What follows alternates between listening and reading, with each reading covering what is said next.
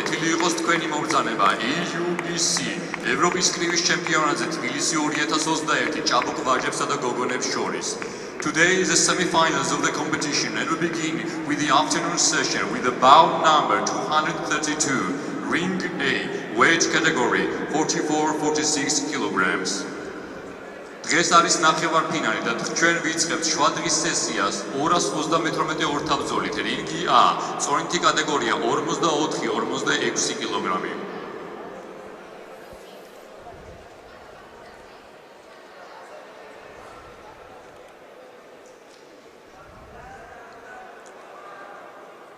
Into the red corner, please welcome boxer from Turkey. წითელ კუთხეში გთხოვთ მივესალმოთ მოკრივეს თურქეთიდან FILIZ ISIK.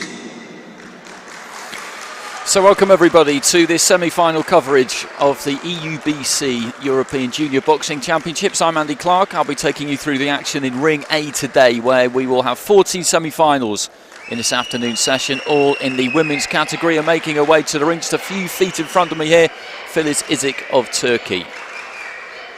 And her opponent in the blue corner, representing Russia, და მისი მოწინააღმდეგე ლურჯ კუთხეში რუსეთის წარმომადგენელი Anastasia Akanova. And her opponent Anastasia Akanova of Russia, a recent Junior Women's Nations Cup gold medalist, national champion.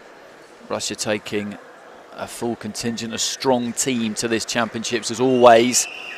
I've got a lot of fighters through to the semi-final stages here at the volleyball centre of the Olympic Training Centre in Tbilisi. Lithuania, Croatia.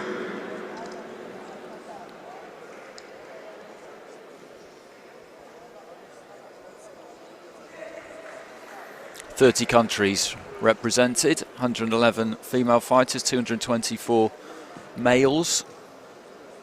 The last edition of this was in Sofia, Bulgaria. The event is on a much larger scale this time. 13 weight categories, all the way from this one, 46 kilos, which is known as pin weight, up to heavyweight, which is 80 plus. 15 and 16-year-olds in action in this competition. Into the red corner, please welcome boxer from Ukraine. წითელ კუთხეში გთხოვთ მივესალმოთ მოკრივეს უკრაინიდან RENATA. So ISIK and Akanova brought to the centre of the ring. The referee giving the usual instructions, telling them to watch the heads, keep those punches up. You'll see AIBA referees give one of a fairly small number of instructions or warnings to fighters overall. So ISIK of Turkey in the red in the orthodox stance, Akanova of Russia in the blue in the southpaw stance. Akanova got past Sofia Orlando of Italy in her quarter-final in an impressive performance. 3 two-minute rounds here, remember. A little bit cagey in the early stages. Nice left hand there though from Akanova. Straight left hand got through, then just dipped to a left and threw more of a left hook. Those are a good couple of scoring punches. Macedonia, Israel, Moldova, Latvia. The 5 scoring judges at ringside, of course, as always, looking for punches landed with the knuckle part of the glove to the scoring area, which is the head or the torso. They can score rounds 10-9, 10-8, 10-7. You rarely see 10-7s. You do sometimes. 10-8s are quite common. And they do that interpreting the overall picture of the round, interpreting dominance. So a flash knockdown or knockdown won't necessarily result in a 10-8, for example, like in pro boxing. That's the main difference between the scoring. Standing counts can be given in either boxing as well, obviously. Just short with the right hand there, ISIK. Threw it nicely, though. I was right side onto it. She just didn't get her feet quite into range, but didn't lean in, didn't lose her balance and fall in behind it. It just wasn't quite there. Heading into the final 30 seconds of round 1. Looking for a left hand there again, Akanova. They're well set up, these two fighters. Right hand falls short again there from ISIK. That's been her problem. She hasn't got close enough and she got countered with the left, as that time she did just lose her balance and go over the top of her front foot. The greater height and reach for Akanova is making a difference in this fight so far. Round 1. Final 10 seconds of round 1. They both end up on the canvas.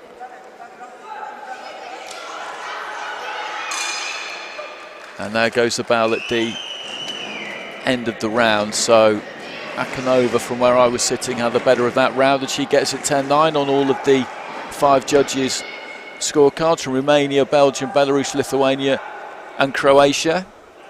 As I said, it's the height really that did it for her there. She couldn't quite get close enough with her feet there, ISIK, in the opening round.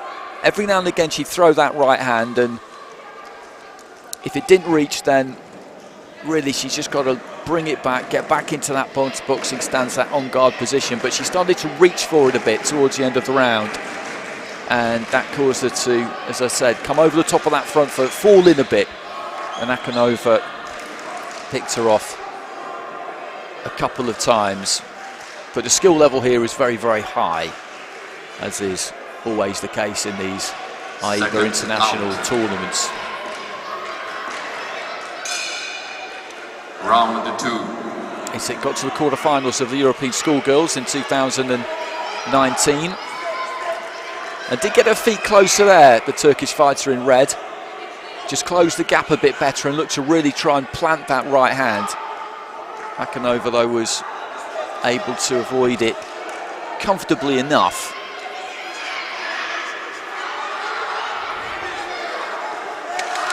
Looks for the right hand there, ISIK, and she may have half landed it, but she got caught with the left, and another swift follow-up after that. Again, just saw her tag with that left hand, and that's the danger really. Akanova is accurate with it, and she's happy really to kind of stay on the outside and wait for ISIK to come in, as ISIK did again there, looking to throw that right hand. She knows that the Turkish fighter has got to get inside her reach, and so to an extent has got to make the running. She could jab more, Akanova, that's one thing you would say. You just see her kind of oscillate that lead hand up and down a little bit, leads off with the right hand there, more of a hook than a jab, up jab maybe, and found the target, the Russian. It would be good to see her snap out that jab, because she's going to have the height and reach over most of her opponents at this lowest weight. But she's waiting really for her opponent to commit, and then will want to try and catch her on the way in, hold her ground, maybe take a little half step back and try and catch her on the way in. Into the final 30 seconds, these 2-minute rounds really do slip by. ISIK lands that right, but gets caught on the end of a right herself, and then gets hit by that right again from Akanova. She does have her successes, ISIK, but the problem is that they come at a cost. You can see the teammates in the background there with the Turkish flag. And this has been well supported, this competition. Team members turning out in force to watch their colleagues.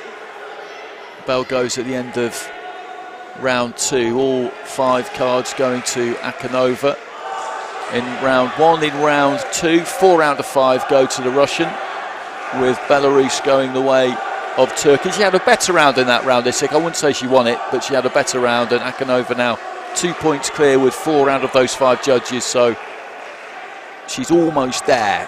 Everybody guaranteed a bronze medal who boxes today, of course, having reached the semi-finals. Prize money on offer as well. Prize money. $4,000 for a gold medal, $2,000 for a silver, $1,000 for a bronze. That is big money. These are young athletes. First saw this prize money introduced at the Asian Championships, carried over into the European Under-22s in Italy a couple of weeks ago, and it's on offer again here. It is a serious extra motivation, I can tell you that.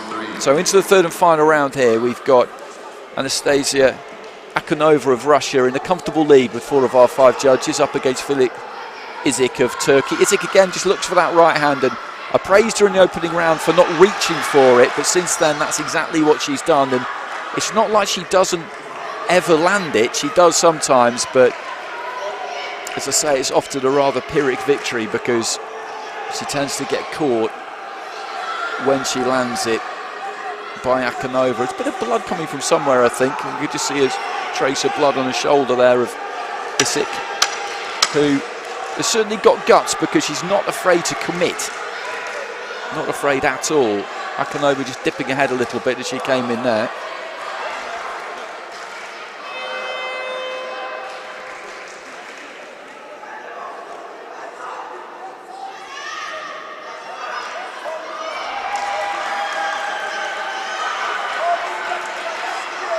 A single right hand there from ISIK.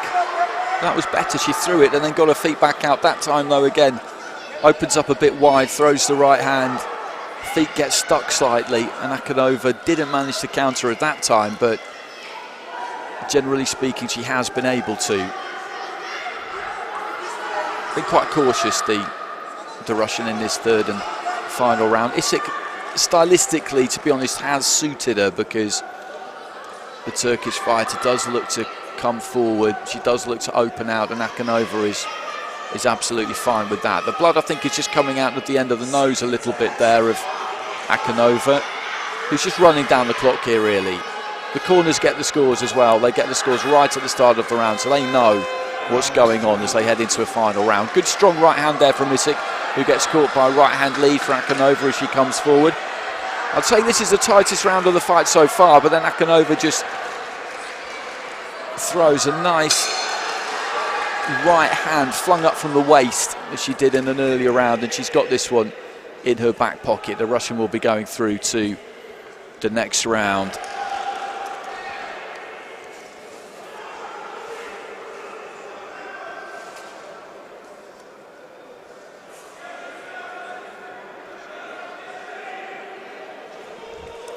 Good fight to open up the afternoon session in Ring A, and the winner here. And the winner of this bout by unanimous decision is a boxer from blue corner, Anastasia Akanova, Russia. So the winner, Anastasia Akanova of Russia, by unanimous decision, 5-0. So she got it 3 rounds to 0 with 4 of the judges, 2 rounds to 1 with the judge from Belarus, and she will face the winner of our next fight, which sees TAMAR SAMELIA of Georgia, home favourite, up against SOFIIA TURBININA of Ukraine.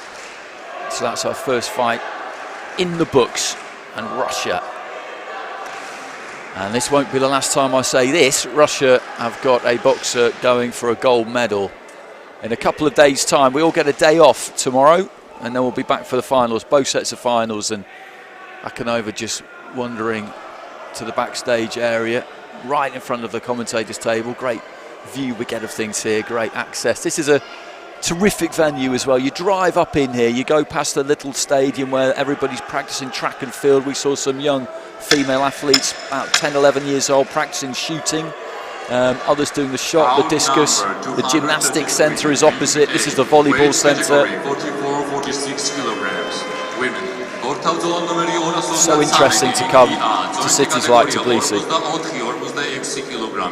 Into the red corner, please welcome boxer from Georgia. Title კუთხეში გთხოვთ მივესალმოთ მოკრივეს საქართველოდან TAMAR SAMELIA.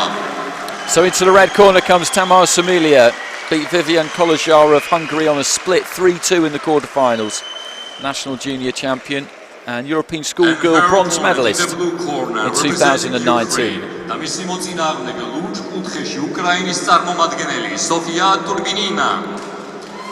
SOFIIA TURBININA of Ukraine, national junior champion. Ring B. And the winner of this bout, 16 years old. 15 and 16-year-olds competing in the juniors.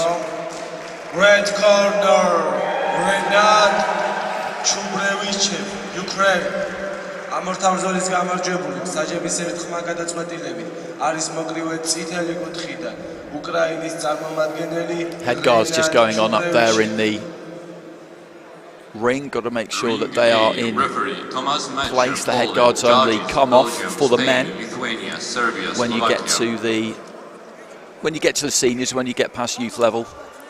And for female fighters, of course, the head guards stay very much on. Weight category 44-46 kilograms. So we've got Ukraine, TURBININA in the blue corner, red corner representing Georgia, TAMAR SAMELIA. From Armenia,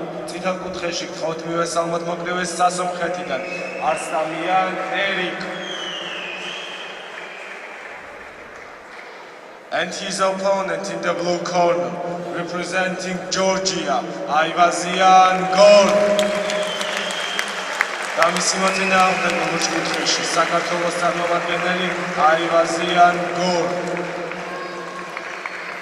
Referee just checking around the back of the head guard to make sure that everything is in place. You can have delays to fights when hair just comes popping out the back of the head guard. It can take a while to sort out at times. So we know who the winner of this fight will face. They will be through to the final to take on Anastasia Akanova, TAMAR SAMELIA of Georgia in the red, boxing out of the orthodox stance. SOFIIA TURBININA, Ukraine, who got past MEI-LI of Armenia by unanimous decision. She's boxing as a southpaw. Looks quite open, TURBININA, as you see her come forward. Quite square as she comes in, but she looks aggressive. Trying to get onto the front foot here, kind of crouches over to her left and ditches a lead right hand almost over the top. Slightly unorthodox look to her. Just marauding forward, trying to get on top of SAMELIA, who is the more technically correct fighter of the two, possibly. Just looking for that pullback right hand there, SAMELIA. Nearly landed it. Fighter in red just pecking with the jab. Does have a habit of just dipping to his left, TURBININA. And she caught a good jab there, the Ukrainian. Again, wanders forward, those feet come square, the fists kind of follow the pattern of the feet, if you like. As she steps, she tends to punch. These kinds of opponents can be very difficult to deal with. And slightly messy, this fight, in the opening minute or so. Not an enormous amount clean has got through. The aggressor, certainly, has been TURBININA. And at the moment, that could be winning the round for her. And just pushing off with the heel of the glove there, TURBININA.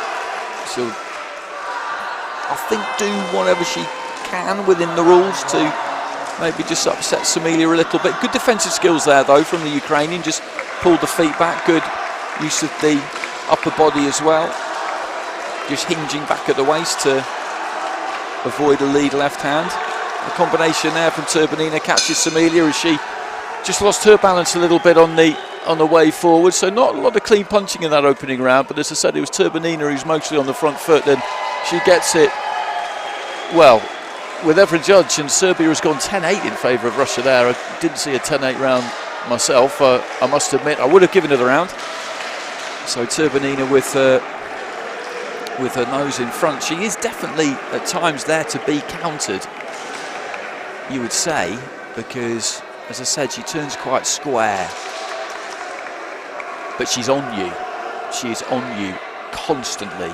And that is a difficult thing to deal with.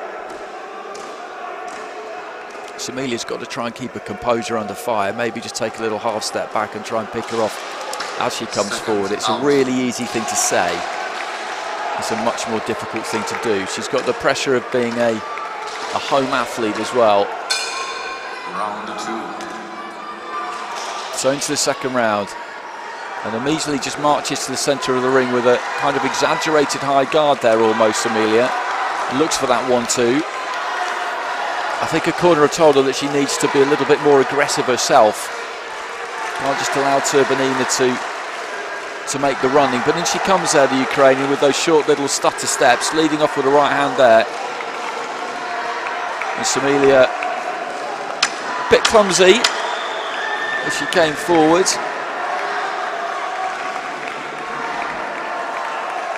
And it's SAMELIA who's doing more of a holding there. She's got to be slightly careful. The referees in AIBA boxing are not slow to take points if they feel it's justified. Nice little feint there from TURBININA. I haven't seen too much of that so far, just feinting with that front foot, seeing if she could draw something from SAMELIA. It didn't really work, but it's definitely worth a try.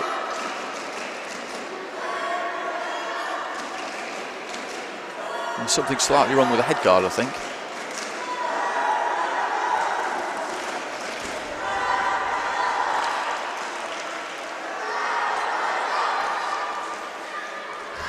Midway point of the contest, a minute through round 2.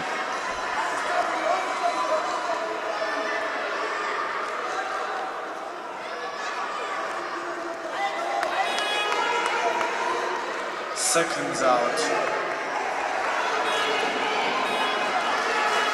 That's some decent boxing there from SAMELIA. Didn't really land too much, but managed to navigate herself away from the attack there of Turbinina. This round's kind of there for the taking at the minute because neither one of them's landed an awful lot clean, and SAMELIA has been more aggressive, but there's a nice left hand from Turbinina, which for me would just put her nose in front, pulled that weight back, and then threw the left hand, using that reach, every millimetre of it, just trying to lead off with a right uppercut there. Turbinina as well, didn't quite work for her into the final 10 seconds of the round. A bit more of an educated performance from the Ukrainian in round two, very aggressive in round one. In round two we just saw her just show a slightly more cultured side, and she gets the round with all 5 of the judges there, so she's very much in control of this. 10-8 again there from Serbia, so 2 rounds to 0 up with all 5 judges, and something would have to go very badly wrong for Sofia Turbinina not to win and go through to the final against Russia's Anastasia Akanova. But just before the scores came up there, I was saying that Turbinina just showed a slightly more cultured side. We saw a few feints with the front foot. She wasn't quite as gung-ho, maybe a tactic I think to come out in that first round and be aggressive, really try and just establish her dominance, just tread on SAMELIA a little bit. And then in the second round didn't go looking for her quite so much, but did enough to win the round. So into the third and final round, Sofia Turbinina of Ukraine in the blue is very much in the driving seat here against TAMAR SAMELIA of Georgia, who it looks like will have to be happy with a bronze, which is a very good week's work.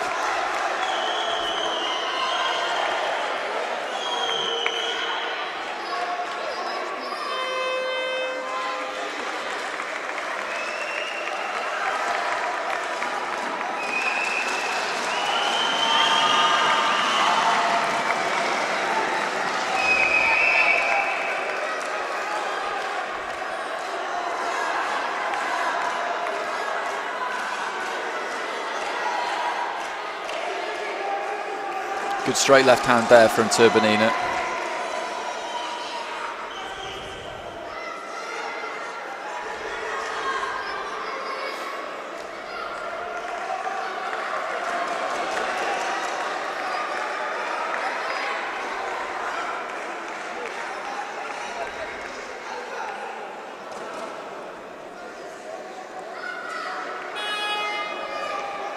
Seconds out.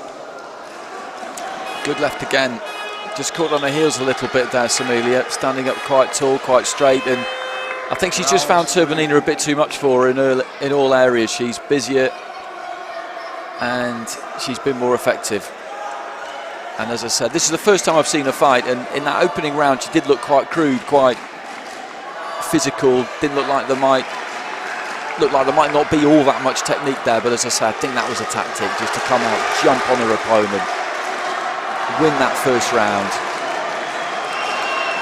in that fashion. And since then she's shown some more skill. She does have that habit of just dipping away to her right hand side, which is quite easy to read at times. But there goes the bell at the end of round 3, so it will be Sofia Turbinina who's going to go through. I don't think there's any doubt about that, and it'll be by unanimous decision.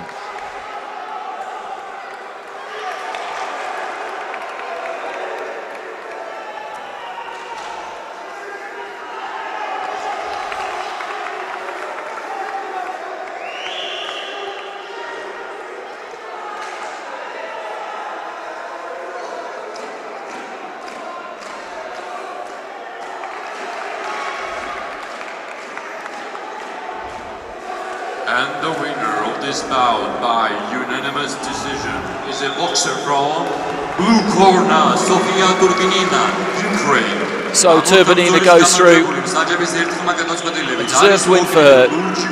She worked hard there, TAMAR SAMELIA, absolutely gave it her best shot, but was up against a good opponent there, a good skilled opponent, found it tough.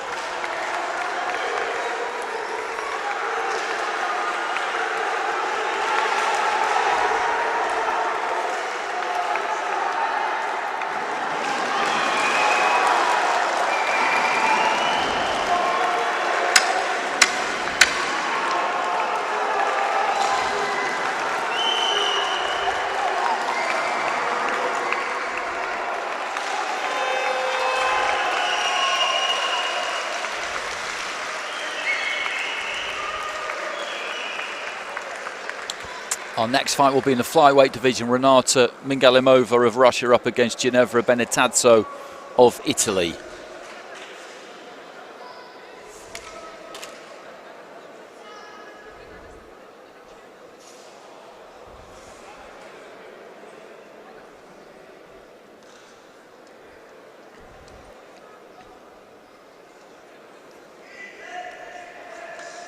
And the winner of this bout by unanimous decision is a boxer from blue corner, Georgia. And a win for Georgia over in Ring B, greeted with great delight. About to get going again here in Ring A fairly shortly. I think just a little bit of a break there for us just to try and coordinate the two rings, get things going at the same time.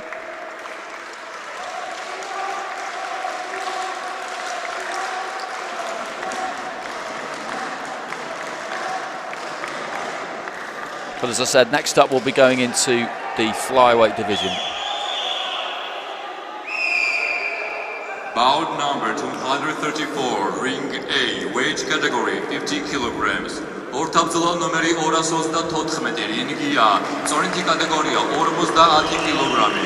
Into the red corner, please welcome boxer from Russia. წითელ კუთხეში გთხოვთ მივესალმოთ მოკრიბეს რუსეთიდან, RENATA MINGALIMOVA. RENATA MINGALIMOVA, much decorated fighter, national champion, the reigning defending Euro junior champion as well, having won in Sofia last year, and in 2018 was crowned Euro schoolgirl champion too. That was in Bulgaria, so she has got the resume that you would want going into this kind of a competition. Her opponent making her way to the blue corner representing Italy is GINEVRA BENETAZZO, national junior champion in 2019, went to the European Schoolgirls Championship, got to the quarterfinals. That was hosted here in Tbilisi. Referee Julian Botes, Romania. Judges Georgia, Belarus, Croatia, Spain, Belgium.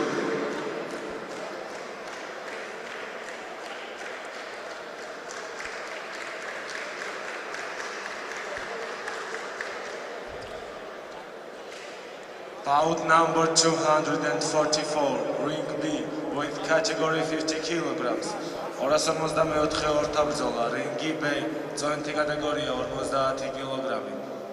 Into the red corner, please welcome boxer from Turkey, Karaslan Berat. წითელ კუთხეში გთხოვთ მივესალმოთ მოგრევეს თურქეთიდან, Karaslan Berati. And his opponent in the blue corner, representing Russia, Nikita.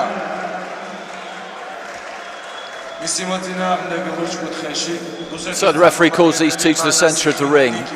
In the red, boxing for Russia, RENATA MINGALIMOVA. In blue, representing Italy, GINEVRA BENETAZZO. And as I outlined here, MINGALIMOVA has done it all so far. Very young fighter, of course, everybody here 15 or 16 years old, but she's done everything that she could have done. European schoolgirl champion, the reigning and defending European junior champion, and she settles into the orthodox stance. So we've got two orthodox fighters here, which in IBA international boxing is somewhat of a rarity. Although she immediately switches southpaw there, MINGALIMOVA. I think we'll see a fair bit of switching from her throughout the course of the fight. BENETAZZO looked to set her feet there and let the right hand go. Back to orthodox here, MINGALIMOVA. The Russian nice and busy at the start here. You can see it just bouncing on the balls of the feet. Right hand there from MINGALIMOVA was decent. And these two just bobbing in and out.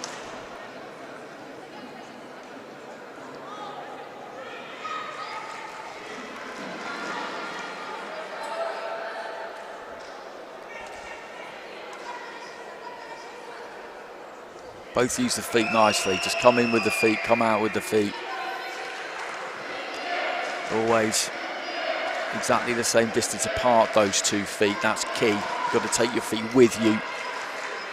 That's what provides you the base to punch from Little short left hand there from MINGALIMOVA as she came forward. Right hand to the body. BENETAZZO threw one back, but she was a little bit cramped for room. Combination there from MINGALIMOVA. Nothing major, but they were scoring punches. MINGALIMOVA goes southpaw, did land the right hand. BENETAZZO is looking aggressive. She's committing to her shots, no doubt about that, but hasn't really managed to get too much through clean yet. Nice 1-2 there again from MINGALIMOVA. He throws the 1-2, didn't really land it, but took her weight off to the left and attacked again. Southpaw, nice left hand there though from BENETAZZO. Final few seconds of round one. Good competitive round, one that I would say the red corner had the better of. BENETAZZO trying to bring it to MINGALIMOVA in as educated a fashion as she can, but she's dropped that opening round 10-9 with all of our judges at ringside from Georgia, Belarus, Croatia, Spain and Belgium, which is the right way to go with it, I would say.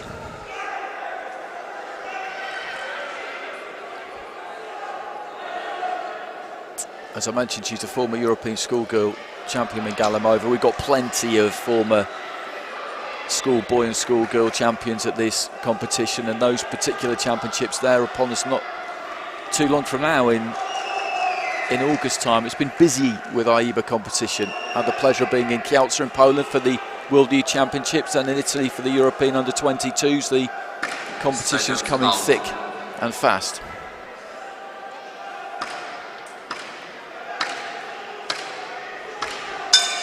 Round 2. So into the second round. RENATA MINGALIMOVA of Russia, the reigning defending European champion, in the red. GINEVRA BENETAZZO of Italy in the blue. BENETAZZO always looking for that 1-2, looking for that right hand. When she does throw that right hand, there is a fairly large tell on it. She likes to throw that left foot out quite wide to really give herself the leverage to put some weight on that right. Threw it a little bit straighter there. The problem she's got when she does that is that MINGALIMOVA can see that coming all day. And it's quite a wide punch too, so she can just nip in, throw a short straight punch, land and get out of the way without too much trouble. That's a lovely 1-2 there from MINGALIMOVA. Took the feet in, found the right distance and hit the target. Southpaw lead hand there from MINGALIMOVA again. Right hand did come in from BENETAZZO. She's a clever fighter, RENATA MINGALIMOVA, no question.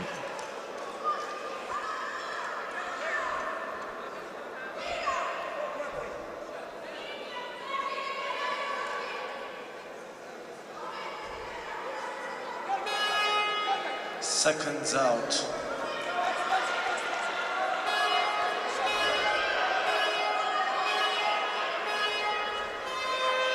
Round 2.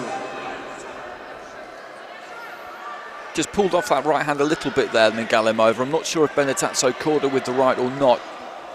I was blindsided a touch there. Back of the Russian was to me.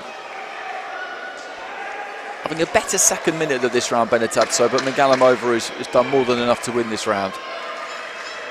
Working hard, the Italian fighter, working hard, but the skill differential between these two is quite significant.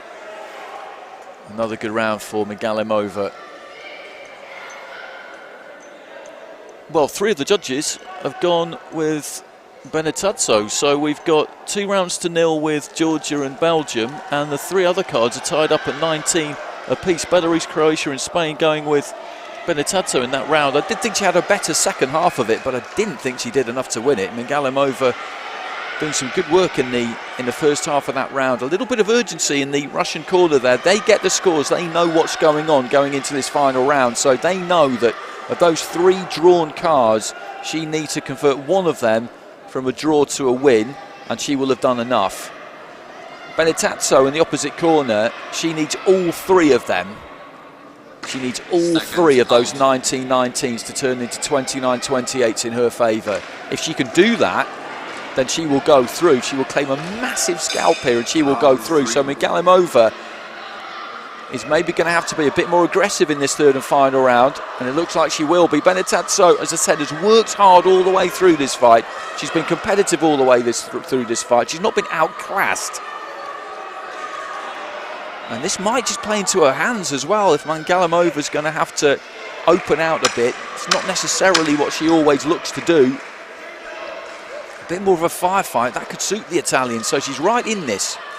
GINEVRA BENETAZZO. I would agree with the two judges who had 2 rounds to nil in front, but that's immaterial. The scores on the sheets tell us that we've got 3 cards here, very much up for grabs. Right hand there from MINGALIMOVA as BENETAZZO kind of walked in, looking to land something. Good upper body movement there from MINGALIMOVA, just rolled away to her left and then through the combination. Again, not any great heat on it, but it did land. BENETAZZO's just got to try and keep this work rate as high as she can, because that's what worked for her in that second round. She's just got to dig here, last 45 seconds, and just bring it to MINGALIMOVA in every way that she's capable of. Just short with the right hand there, BENETAZZO, but she wasn't made to pay by MINGALIMOVA, who had pulled her feet back out of range. Nice jab there from the Russian, who herself will feel like she needs to finish strong, just to make absolutely sure here. She needs one of those 3 cards. As I said, BENETAZZO needs all of them. I think both of them are maybe feeling the pace a bit towards the end of this round.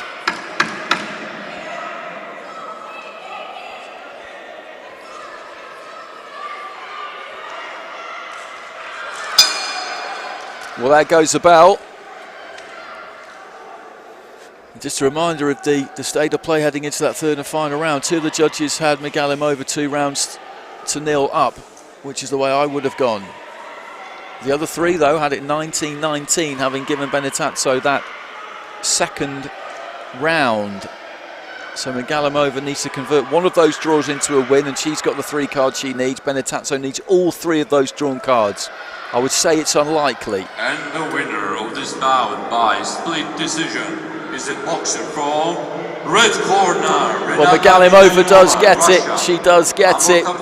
Split scoring in the final round. She got it 10-9 with 3 of the judges.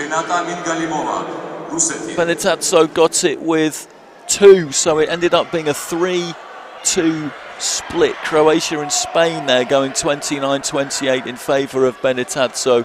Belarus 29-28. So it's come down to that Belarus card. That one card. If that had gone the other way, then BENETAZZO would have got the win. Very, very close fight in the end. Good effort there from BENETAZZO. As I said, worked really hard. MINGALIMOVA, I believe, is a worthy winner there. And we'll see her in the final.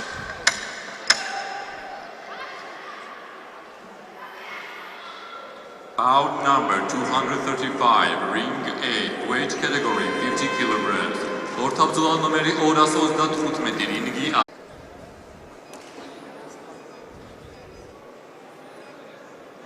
Final instructions from our referee. ULRICH of Germany in the red, KOSTRYTSKA of Ukraine in the blue. Round 1. So ULRICH, southpaw, as you can see there, boxing out of that left-handed stance. KOSTRYTSKA of Ukraine in the blue, the orthodox fighter. And just KOSTRYTSKA looking to come forward from the beginning of the bout there, looking to throw early. Just got caught there as she came in. Gloves low, didn't let her hands go. And a good left hand there again from ULRICH. And she looks a neat and tidy fighter so far. KOSTRYTSKA trying to put her under some pressure, but she's caught a couple of 1-2s trying that. Right hand there from KOSTRYTSKA. She steps in and really throws that. Really digs that toe in and throws it like she means it, and she got through with it a couple of times there. Eyes always locked onto the target, KOSTRYTSKA, but a good jab there from ULRICH, just knocks her off balance, and ULRICH I think needs to do that, because you look at KOSTRYTSKA and she's going to come in on you, no question. To try and keep it tight and compact and look for that right hand like she did there. ULRICH, if she's got a jab, now would be a good time to show it. Estonia. She caught her with that lead right hand about 20-25 seconds ago, and you could just see the balance of Kostrytska go. She had to reset to start again, and that's exactly what ULRICH needs to be able to do to her. Kostrytska again just takes those feet in and just starts working those hands, working that 1-2.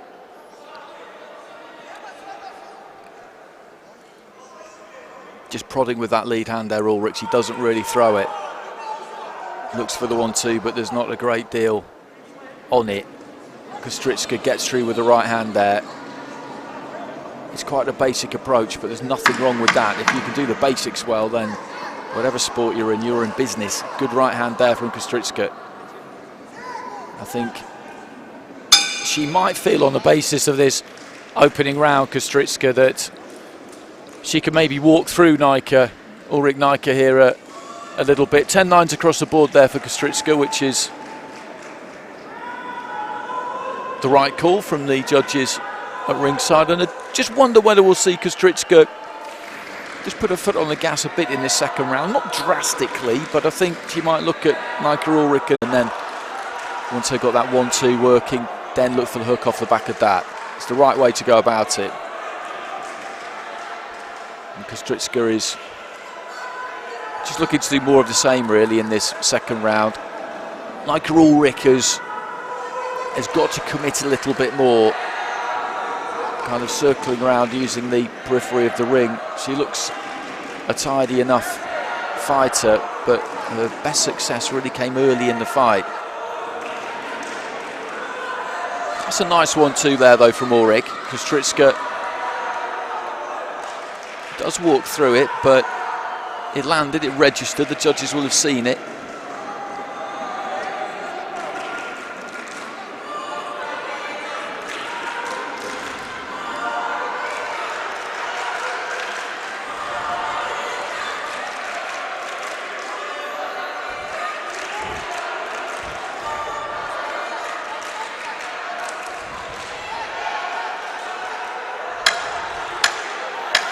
Final few seconds of round 2. And it's been a more even round this. I think maybe that opening round took a bit more out of Kostrytska than I thought. When you saw her on her stool in between rounds, she was breathing heavily. ULRICH has got a more kind of economical style possibly, and she has landed some decent shots in this second round. Again there's a decent 1-2 from ULRICH. And again, landed a couple at the end of the round there. That's a tight round. I would maybe sneak that the way of the German fighter in the red corner, and one of the judges has done. Slovakia up top there has gone 10-9 for ULRICH. The other 4 though have gone for Kostrytska, who once again was on the front foot. Didn't have as much joy in the second round as the first though, but she's got a 2-point lead with 4 out of those 5 judges, and that's going to be extremely difficult for ULRICH to turn around. You can get 10-8 rounds in AIBA boxing. It's not uncommon at all, but in the context of this fight, it's difficult. It is difficult to see.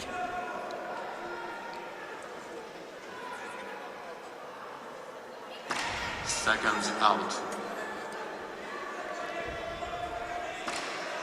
So third and final round. NAIKE ULRICH of Germany in the red, AURIKA Kostrytska of Ukraine in the blue. Little strap just poking up out of the top of the head guard there. Referee getting that tidied up.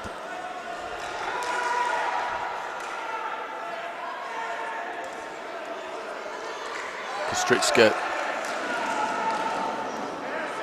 looking aggressive at the start of the round, looking for that big right hand. Didn't quite land it that time.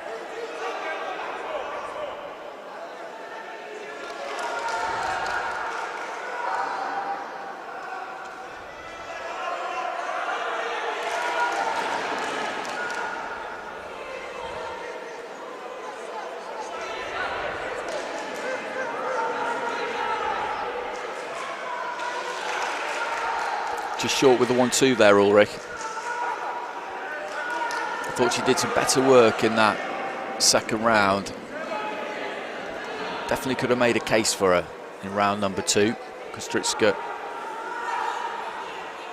was possibly just taking a little bit of a, not a round off. You cannot take a round off in a 3-round fight, but I think maybe in the second half of it, she was thinking about that third and final round, possibly because she felt she'd done enough to win the second already, but she wasn't as dominant in the second as she was in the first, and in the third again now she's really looking to get on top of ULRICH here.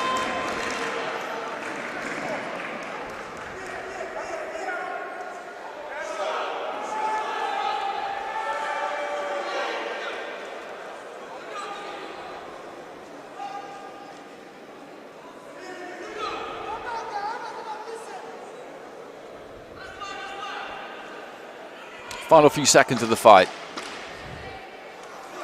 Just inching in with those feet there. Kostrytska throws that right hand, just slips over the shoulder of ULRICH. There goes the bell, and it's going to be Kostrytska who will go through to the final to face her Russian opponent in RENATA MINGALIMOVA, and that'll be an interesting fight because BENETAZZO took MINGALIMOVA very, very close. BENETAZZO and Kostrytska quite similar stylistically in that they look to get on the front foot, throw that 1-2 and keep working it, keep those hands going.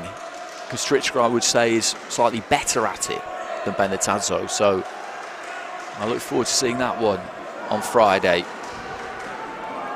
And the winner of this bout by unanimous decision is a boxer from blue corner, AURIKA KOSTRYTSKA. So Kostrytska, former European schoolgirl champion, will get the opportunity to add the European junior title on Friday, on Sunday, I beg your pardon, but she'll be up against the reigning and defending champion in RENATA MINGALIMOVA. So that's the two semi-finals at flyweight taken care of, and next up we will delve into the bantamweight division, 54 kilos.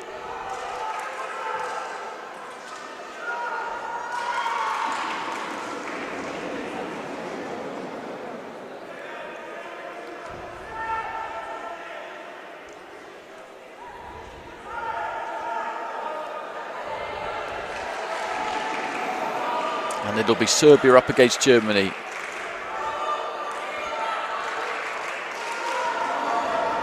Dragana Jovanovic of Serbia and MEI-LI of Germany. Bout number 236, ring A, weight category 54 kilograms. Ortabzulan numeri 236, ringia, წვრთი კატეგორია 54 კილოგრამი. Into the red corner, please welcome boxer from Serbia. წითელ კუთხეში გთხოვთ მივესალმოთ მოკრივეს სერბეთიდან Dragana Jovanovic. So here comes Dragana Jovanovic representing Serbia, national junior champion earlier this year and European junior silver medalist last year, lost in the final to Irina Vostrikova, referee stopping the contest in the first round. In the blue corner, representing Germany, და მისი მოწინააღმდეგე ლუნჩ კუთხეში გერმანიის წარმომადგენელი MEI-LI. MEI-LI of Germany, a two-time German schoolgirl champion, two-weight German schoolgirl champion, beat NAIKE ULRICH actually in 2019 when she was down at 46 kilos, up at 54 now. Slovakia, Lithuania, Spain, Poland, Russia. Our judges announced at ringside. So this is the first semi-final at 54 kilos. And the winner of this bout by split decision is a boxer from red corner, Dominic Hector, Ukraine. ამორთაბრძოლის გამარჯვებული, საჯების განსხვავებული გადაწყვეტილებით არის მოკრივე წითელი კუთხიდან უკრაინის წარმომადგენელი დომინიკ ჰექტორი.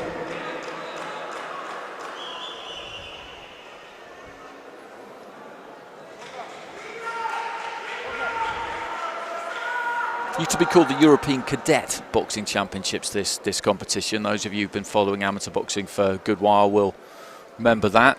First edition of that was in 1992 in Abruzzi in Italy, Roseto degli Abruzzi, where we were for the European Under-22s a few weeks ago. Renamed the European Juniors in 2008. First one was in Plovdiv in Bulgaria. And we had female and male boxers competing together for the first time in 2018. The last edition of this competition last year was in Sofia in Bulgaria. So the EUBC is a busy confederation. Had the European Under-22s a couple of weeks back. Now onto the juniors, the schoolboys and schoolgirls to come before too long as well.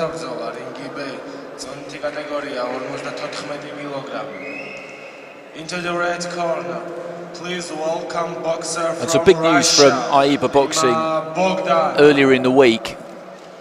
As of the 1st of August, they're redrawing the parameters for the weight divisions in the seniors.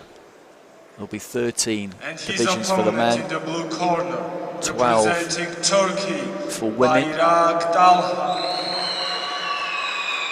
It was 10, of course. Has been 10 up until recently. So for the Senior Elite World Championships, which for the women are coming in October, dates yet to be specified. For the men is October the 26th to November the 6th, if memory serves, in Serbia, in Belgrade. Those new weight divisions will come into effect for those competitions. That will be post-Olympics, of course. Fighters making their way out to Tokyo in Japan as we speak, or elsewhere for holding camps. No spectators at the Olympic Games this year due to the COVID crisis, which is a terrible, terrible shame, but it's just good that the Games are happening at all. So this is our first semi-final in the bantamweight division, 54 kilos. Dragana Jovanovic of Serbia, European Junior silver medalist last year at this weight. She's up against MEI-LI of Germany in the blue. Falk boxing out of the southpaw stance, Jovanovic orthodox. Nice little left hand on the inside there from Falk. Jovanovic is aggressive by the look of it. She'll try and get forward as much as she can, look to get onto that front foot, be aggressive. Falk has already picked her off a couple of times though as she's attempted that. Round one.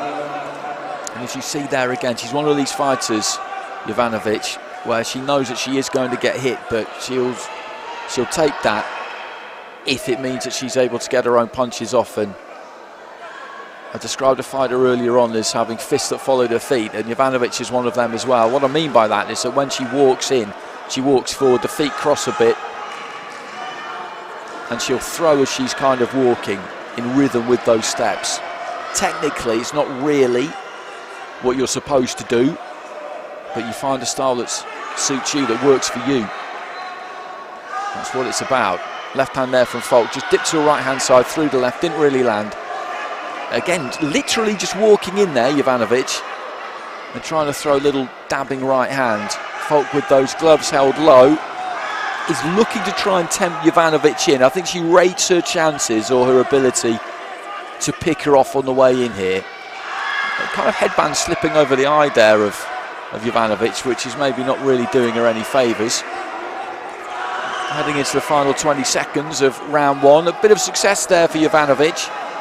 It's not like she hasn't got through at times in this round, but for me it's Falk who has landed cleaner more often of the two. Jovanovic has thrown more, but it's not about what you throw, it's about what you land. So there goes the bell at the end of round one. Let's have a look at these scores as they come up on the screen. Split scoring, 3 of the judges going for Jovanovic. That will be on aggression, I would say. 2 going for MEI-LI Falk. I would have gone for Falk myself. I thought that she did the better punching of the two. Jovanovic threw more volume, but a lot of it missed. I can see how those judges have gone her way, though I can, watching this from ringside. Maybe Falk just needs to up her work rate a little bit. She won't want to be too gung-ho or get too ragged though. And this is an interesting situation in a fight where you have a first round where you've got split scoring. So Jovanovic will be encouraged that what she was doing worked. Falk will maybe just be a little bit concerned that what she was doing didn't quite work well enough, because I think she will have been happy with what she did in that opening round. But she's already looking a bit busier at the start of round two. Jovanovic is going to come forward and throw, that much we know. Is Falk going to try and go with her, or just trust her counter-punching ability? I think she'll be quite nervous about putting all her eggs in that basket though, given how that first round was scored. Round two.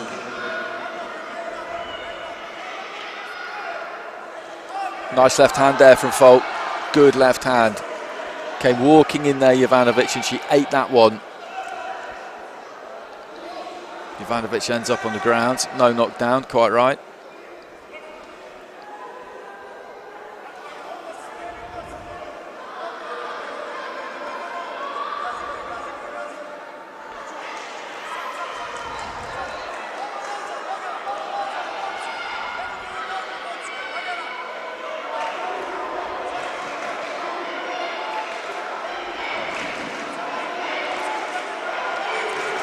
Caught a left hand again there, Jovanovic, as she came forward. Good upper body movement there from Falk, just pivoted around that front foot, span away to her right hand side. Left to the body. She's countering Jovanovic effectively in this second round here, Falk, and looking to be a touch more proactive there. When they were in a clinch, she was just gesturing to the referee that she was the one that really wanted to get out of it and carry on fighting. Good lead left, good lead right hand there again from Falk, followed by the left. Into the last 10 seconds of round two, and for me this has been the same as the first round, in that Jovanovic has come forward, but that Falk has done the more effective punching. We'll just have to see how the judges view it, because after round one they went 3-2 to Jovanovic, but all five have gone the way of Falk there. And I think what has caused those three who scored it to Jovanovic in the first round to go the other way, is that Falk was just a little bit more aggressive there. She's looking to step in every now and again and put a bit more spite into the punches. And that was her round. So she's now 2 points clear with two of the judges. The other three cards are all level. A very similar scenario to the one we had earlier on between RENATA, MINGALIMOVA and GINEVRA, BENETAZZO. So, like MINGALIMOVA, Falk needs to convert one of those drawn cards into a win.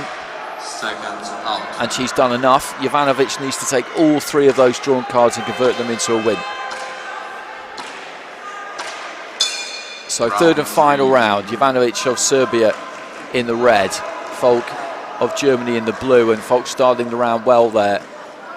Just a little half step back and off to the side, and then through a neat looking left hand.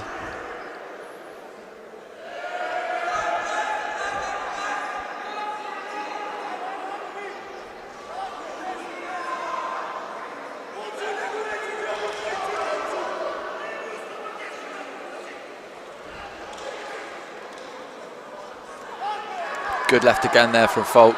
She just came wandering in there, Jovanovic. You can't fault the commitment to the method, but the method is slightly flawed here. Because she's up against a clever fighter here in Falk. Jovanovic is guaranteed a bronze medal here, so she's shown that she's a formidable opponent, and a lot of fighters would find this very hard to deal with. Not that Falk's finding it easy, but fighters of lesser ability would find it very hard to deal with, because we're boxing 2-minute rounds here, and if you train hard and you're really fit and you can just go and go and go and come forward for all 6 of those minutes, then you can make life very difficult, and that's what Jovanovic has tried to do. But Falk is just that little bit more composed and skillful than your everyday kind of opponent, and that's why she's winning this fight. Good straight left hand there again from Falk, who just backs up and maintains that distance between her and Jovanovic, and you see those feet just slide back. The distance between the front foot and the back foot is always the same.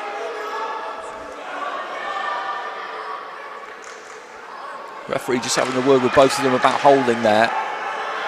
Lovely left hand there from Falk, absolutely beautiful left hand as Jovanovic just came walking in. She lined her up and threw it straight down the middle. There goes the bell at the end of the third round. I made that another round for the blue corner for the German fighter, so it should be MEI-LI Falk who goes through to the final here. Remember, there were 3 drawn cards through 2 rounds.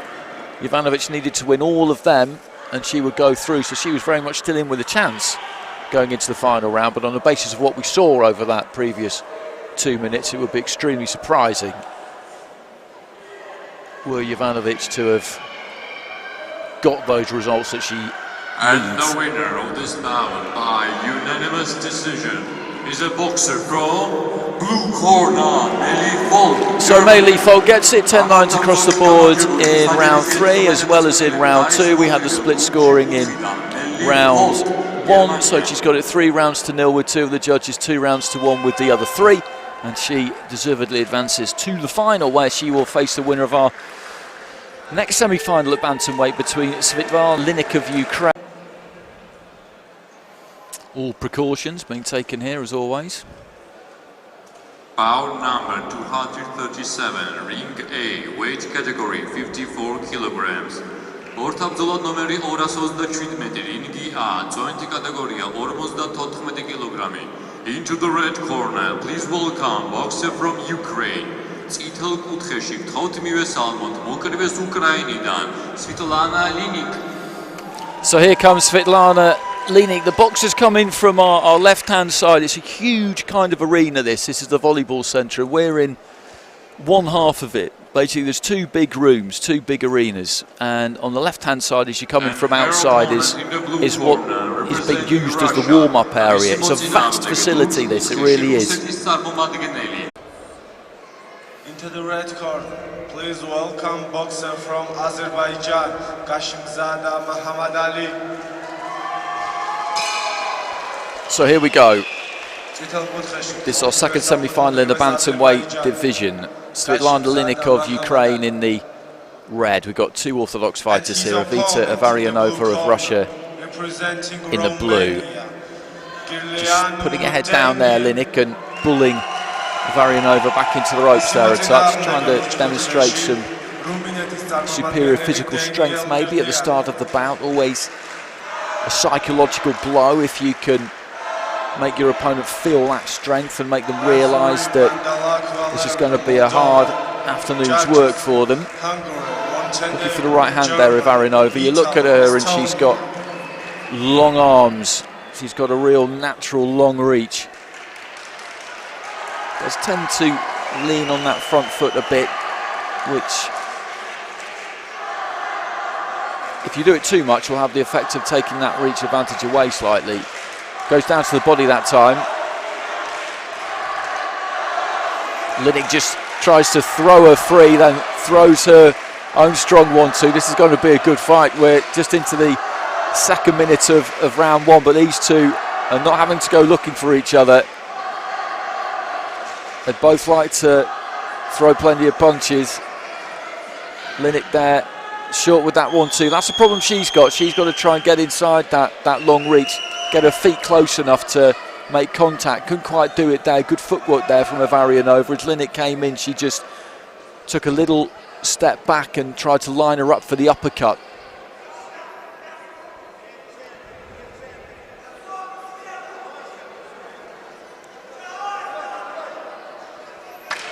Short with the right hand there of AKHUNOVA. LINIK again almost just puts her head down there and runs in, and just pushing up on the underside of the chin there of AKHUNOVA. LINIK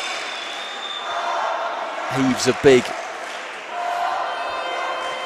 sigh there almost as she goes back to the corner, and AKHUNOVA gets it with all 5 judges 10-9, and she was the more efficient of the 2, you would say, on the balance of that first round. She didn't win it by an enormous margin.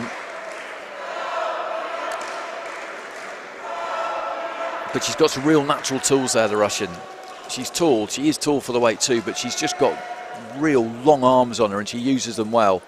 It'd be good to see her really snap out a jab. As I said, she does tend to lean onto that front foot a bit. That weight is maybe a little bit too much on that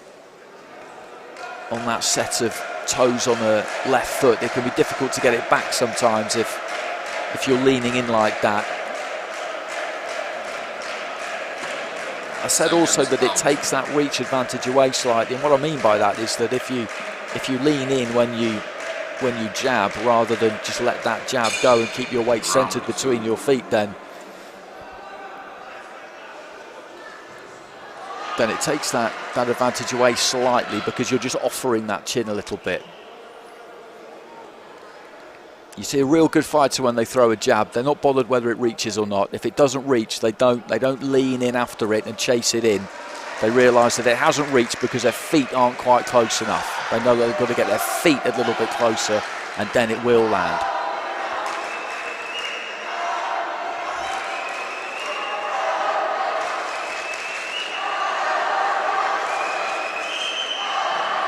LINIK choosing to box on there, and I don't know whether she heard the instruction to stop or not. She obviously didn't. The referee just indicating to her there that she did, in fact, give that order. Just feinting with the front foot there, AVERIANOVA. That's good stuff. Through the feint, LINIK bought it. Went for the 1-2. AVERIANOVA just pulled herself back out of range.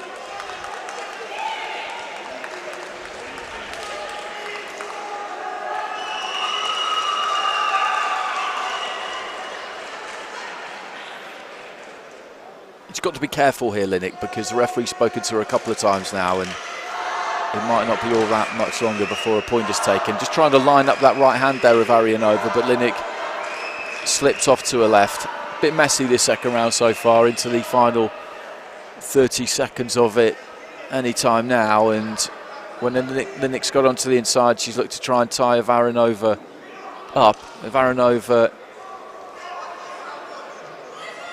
is capable of keeping it on the outside. She does kind of maintain that gap, that distance well to make it a fight that more suits her. She hasn't landed an awful lot in this second round. There's a decent enough 1-2 there from her though.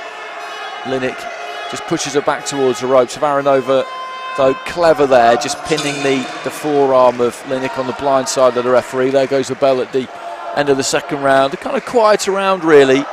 And we've got some split scoring. SVITLANA LINIK gets it with one of the judges, with the Polish judge. There wasn't a lot in that round. The other four go for AVERIANOVA. And what clean punching there was, I think, did come from her. So we've got 4 scores of 20 points to 18 in favour of the blue corner there. 1 of 19-19. So LINIK's got to produce an absolute monster of a final round here if she's going to turn this back into her favour. She needs 10-8s. She needs 10-8s. If she were able to get some 10-8s, then she might be able to take this to judges' decision. Seconds out. On the balance of what we've seen so far, you would say that is a bit of a long shot. Round 3. So into the third, SVITLANA LINIK of Ukraine in the red, EVITA AVERIANOVA of Russia in the blue. And the referee has taken a point now right at the start of the round, and I think what she's saying is that, did she make some kind of biting motion towards AVERIANOVA's shoulder? The referee there kind of made that gesture you usually see referees make when they're telling a fighter they need them to bite down on the gum shield and keep it closed.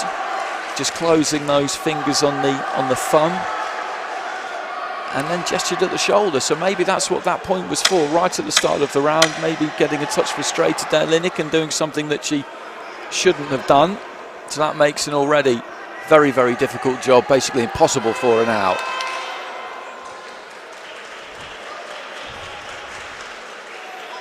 One, two there from LINIK though. The right hand did land. not too strong, but it landed. AVERIANOVA is going to be hard to beat because, as I say, she's got some real good natural advantages. You look how low she's holding those gloves, but she can just flick them up from the waist. The one thing I would say about her is that weight does come forward. It does come over the top of that front foot. And as I've mentioned before, it does tend to kind of take away slightly that advantage that she has. She doesn't quite box her height, use that reach as much as she might. Don't really see her jab too much, but what she does do really well is what she did there. LINIK was coming forward, AVERIANOVA punching off the back foot as she was going backwards. Lovely use of the feet. Good jab there from AVERIANOVA. I'd like to see more of that from her. Bell goes at the end of the fight, and that's a good win for the Russian fighter. She maintains that gap well. She controls the distance well, and that is what is going to make a difficult opponent to beat, that is for sure.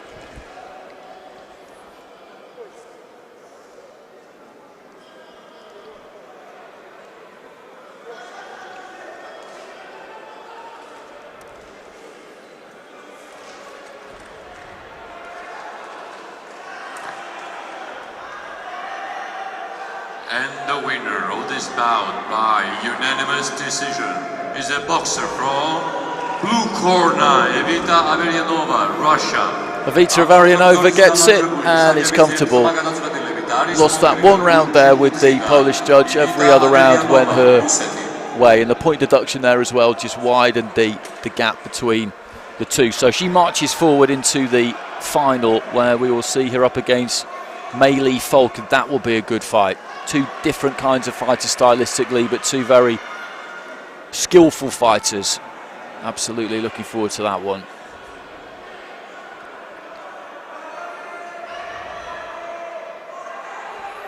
And next up we're going to the lightweight division. SEBE of Romania against Sudanaz Baliolu of Turkey.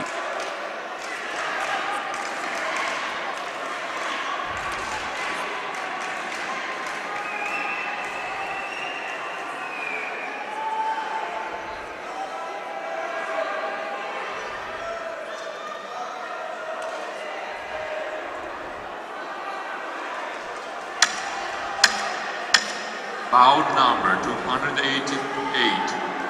Ring A, weight category 60 kilograms.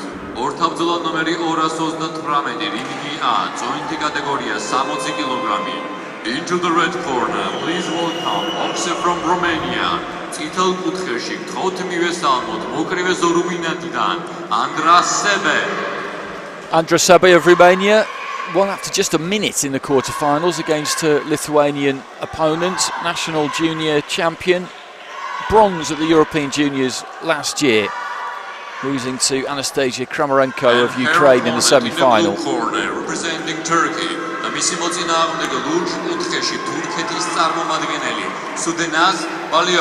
Sudanaz Baliolu of Turkey picked up a bronze at the European schoolgirls here in 2019. That was at 64 kilos, so she's come down in weight since then.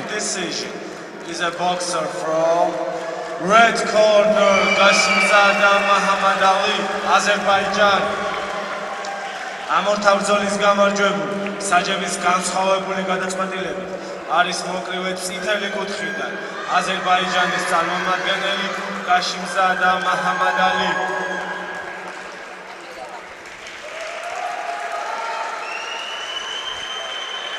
Referee Anastasia Akanova, Lithuania, judges Slovakia, Croatia, Finland, Belarus, Russia.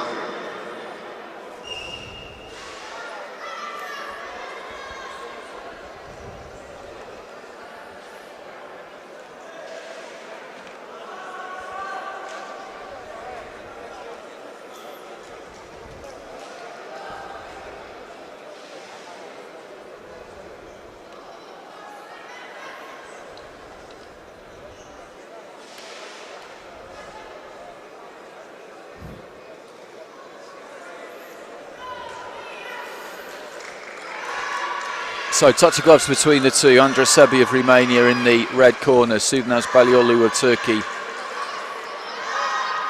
in the blue.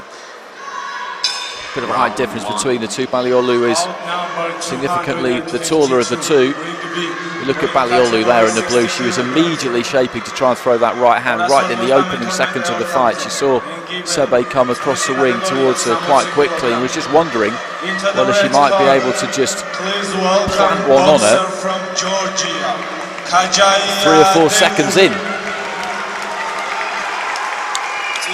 Just a combination there from SEBE as she managed to just back off Baliolu slightly, and she's having a good start here, Andra SEBE, and Baliolu is proving a little bit too easy to hit here. She holds her feet and stays in front of her opponent, but isn't really protecting herself particularly.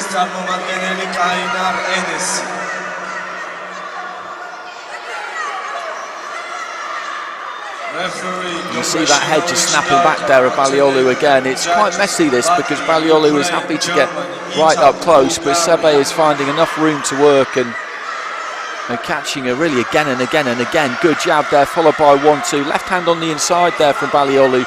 It seems like she wants to have it at this kind of range and trade up close and engage in this kind of a firefight, but she's coming off distinctly second best here. The referee could maybe have jumped in for a standing count there after a couple of punches landed, elected not to. Good jab again there from SEBE. It's not even really a jab, so it's just a kind of straight left hand she throws and moves in after it.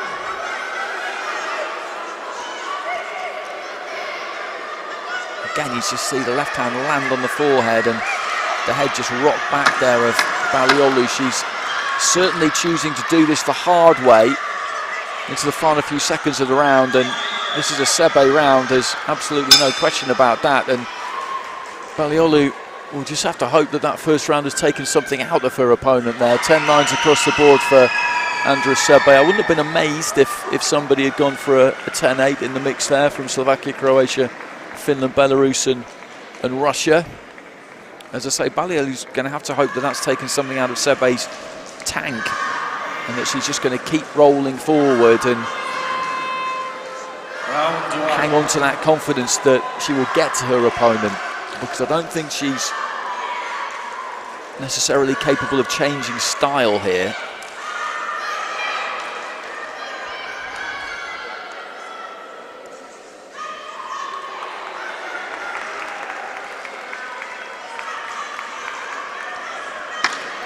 Seconds out.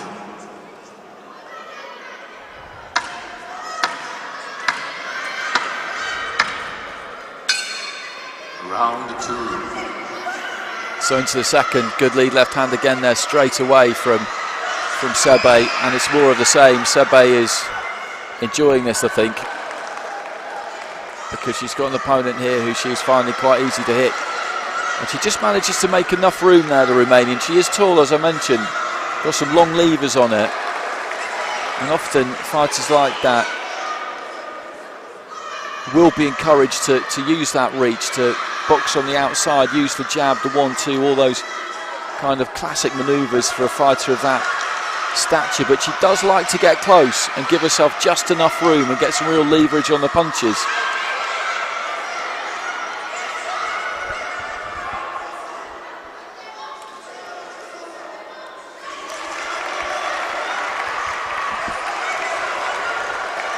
Baliolu with a 1-2 there, that was slightly better.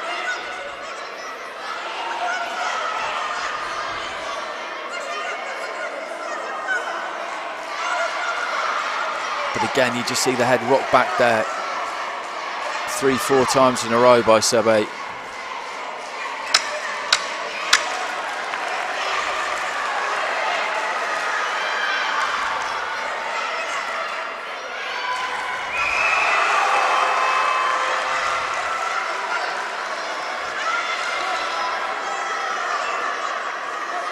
Just finding a slightly better distance there, Baliolu, for that 1-2, but when she opens out to throw it, she almost always gets caught with something.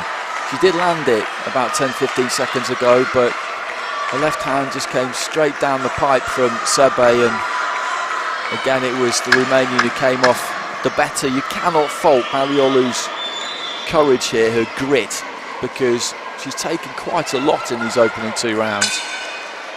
But she's continued just to stand in front of her opponent and give it everything that she's got. But again, that's a clean sweep for SEBE, and the Finnish judge there goes for a 10-8. I'd say round 1 was more of a 10-8 than round 2, but I'm splitting hairs there really. So SEBE is pretty much out of sight here. Valiolu really is going to have to knock her out to turn this one around heading into round 3.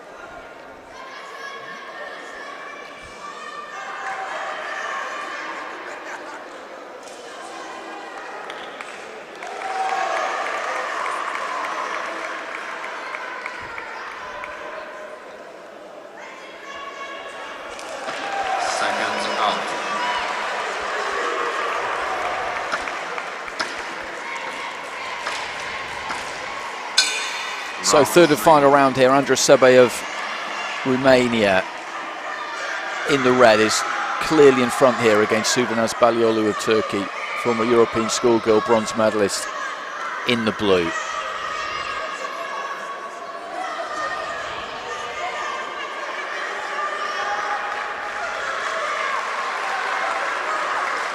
Again, she looks to open out to throw that right hand, Baliolu, and like one of the fighters we saw earlier on, TAMAR SAMELIA, she just throws that left foot wide when she's really looking to try and put some power on that right hand. It's a fairly obvious tell, and SEBE just sees it coming. She sees it coming, and she knows that if she throws a straight punch, as soon as she sees that, she knows if she throws a straight punch, it's going to get there first.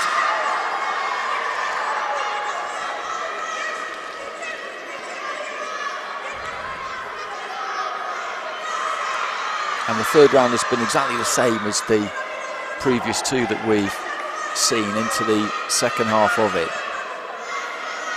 Good work rate from SEBE is another thing you would have to say. A fighter like Baliolu, she will always fight like this. This is not some kind of stylistic change. You can tell that this is how she goes about things, and she will grind opponents down.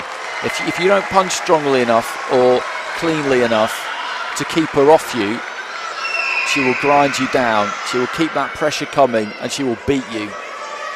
So you've got to be a good fighter. You've got to be accurate. You've got to be composed. You've got to have a little bit of a dig, a bit of spite in your punches as well to keep her in her box, basically, to keep her under control. And that's what SEBE has managed to do here. And it's been impressive.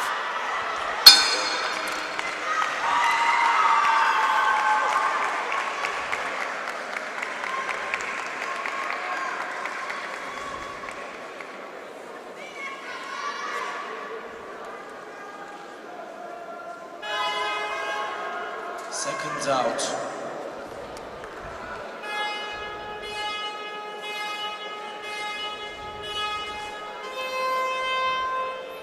Round 3.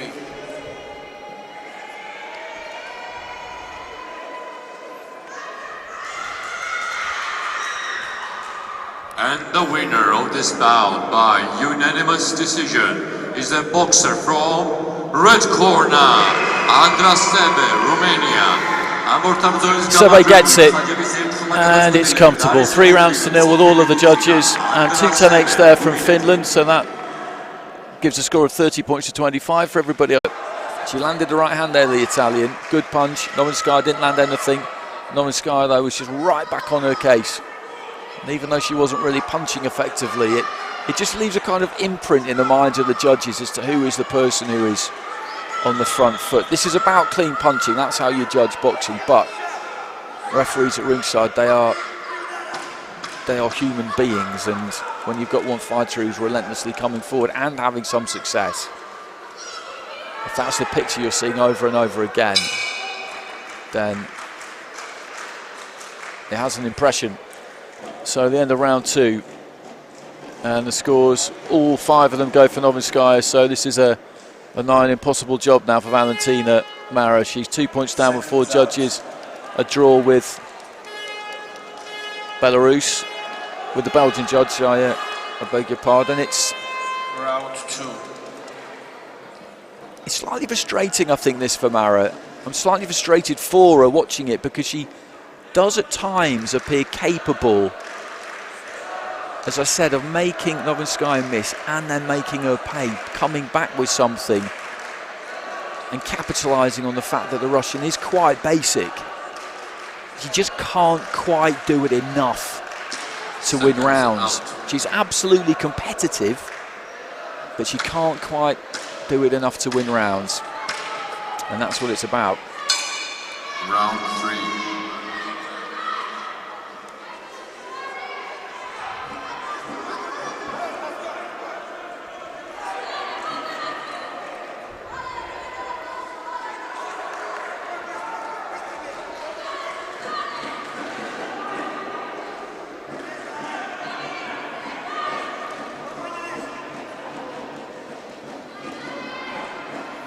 Might be an injury to the arm there, I think.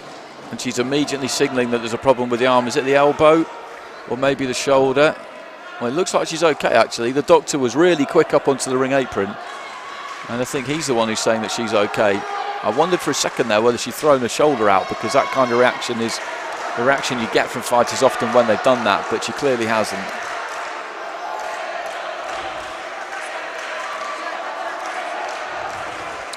Looking for the uppercut there, Mara. Novinskaya again, just keeping it simple, looking for the 1-2, gets onto the inside and then looks to try and attack the body. Mara, in that situation, is one looking to clinch, looking to hold on rather than trying to give something back. It's the final minute of the fight. Creeping forward with the feet there, Novinskaya. Right hand there from Mara, and then another one off the back foot. But Novinskaya again, not discouraged by that.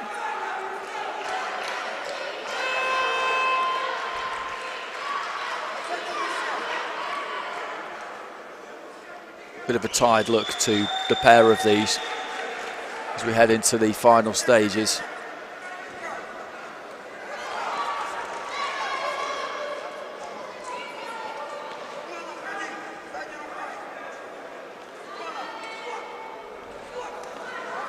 Wound up for the right hand there, or looked like she was going to, and then just shot it nice and straight actually. And it took Novinskaya a bit by surprise and got through. Into the final 10 seconds, Novinskaya again just keeps coming forward, and Mara's running on empty a bit here. She doesn't have too much left, and this is going to be a comprehensive win for the Russian fighter, who will go through to the final to take on Andras SEBE, and that's another good fight. That is another good fight, because SEBE will stand her ground in the face of Novinskaya. Absolutely no question about that. Round 3.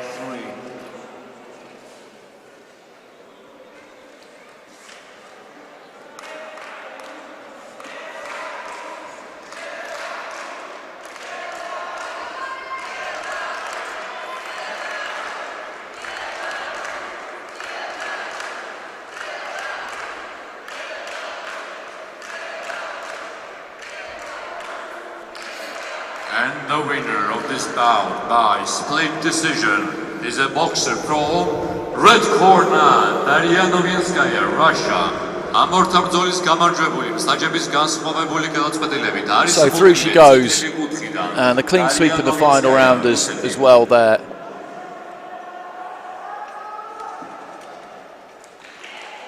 (4-1) in the end.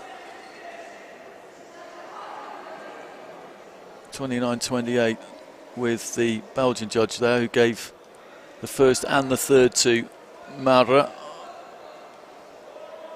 And the Slovakian judge gave the final round to Mara as well. I'm not quite sure how you would come to that conclusion, but it doesn't really matter because Novinskaya is through.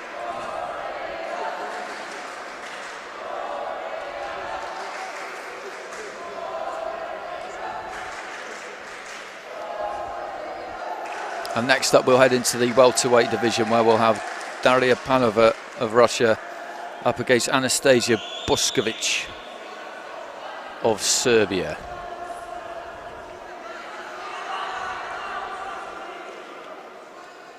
Bout number 240, ring A, weight category 66 kilograms. Ortabzolot numeri 240, ring A, წონითი კატეგორია 66 კილოგრამი. Into the red corner, please welcome boxer from Russia. წითელ კუთხეში გთხოვთ მივესალმოთ მოკრიბეს რუსეთიდან Anastasia Akanova. So here comes Panova. She's boxing out of the red corner, national junior champion. And Panova and Boskovic have met recently too in that Junior Women's Nations Cup, like our last fight. And it was Panova who beat Boskovic by unanimous decision. In the blue corner, representing Serbia, the მისიმოწინააღმდეგე ლურჯ კუთხეში სერბეთის წარმომადგენელი Anastasia Boskovic. So Boskovic will be looking for revenge here. She's a national champion herself and had a tight fight against Viivi Oikinen of Finland in the previous round in the quarterfinals, but got through that one and gets a rematch with Panova. Everybody boxing today guaranteed a bronze medal, guaranteed $1,000 as well, thanks to the prize money that is now in operation in AIBA competition, a new element that has been added by the new regime. Has made things even more competitive than they already were.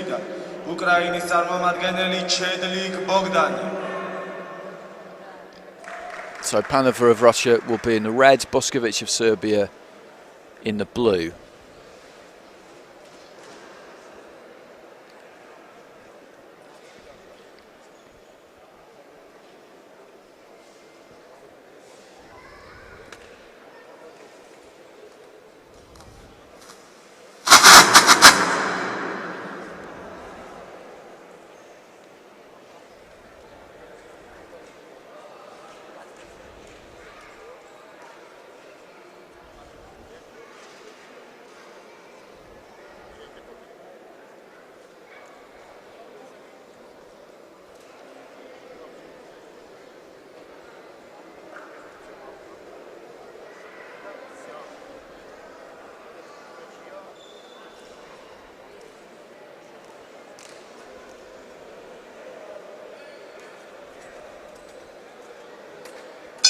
Round one. So bell goes, number 254. And you notice the physical differences between these two. Panova, the shorter fighter, the more compact kind of fighter, if you like. She's in the red. Boskovic of Serbia, taller, a little bit leaner. Shoots out a nice jab there. Both of them did simultaneously. Panova trying to get away onto the inside, but as I say, she flicks up a good jab from the waist there, Panova. Boskovic is going to need to show a decent lead left hand herself, I think, if she's going to keep Panova off.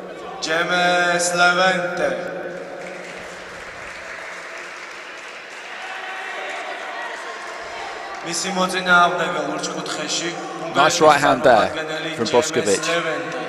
Good distance on it. Just pulled back slightly through it and he got there. Referee Dimitrov Veselin, Bulgaria. Judges Germany, Azerbaijan, Moldova, Montenegro, Czech Republic. Slightly untidy on the inside. Both of them just coming forward at the same time, shutting down that space. Neither really had room to work. Looking to try and throw that right hand straight down the middle again there. Boskovic, that's what she looks for. She does have that weight quite heavily on the front foot. So when she throws that right, there's always a chance that she's going to overbalance slightly, fall in behind it. With fighters who do that, you often see them, if that happens, just keep going, get on the shoulder of their opponent. It makes it difficult to counter. It is a flaw, but if you do that, you really can minimise it. Right hand on the inside there from Panova into the final 10 seconds of round one. Not an enormous amount of clean punching done by these two, but it's been Panova who has been the more aggressive. A right hand got through there from the Russian right at the very end of the round. It's a kind of dynamic that we've seen quite a few times today already, as we see that the judges have given that one across the board to Daria Panova. You've got a fighter who comes forward, who's aggressive, and you've got one who is looking to back up and box more off the back foot.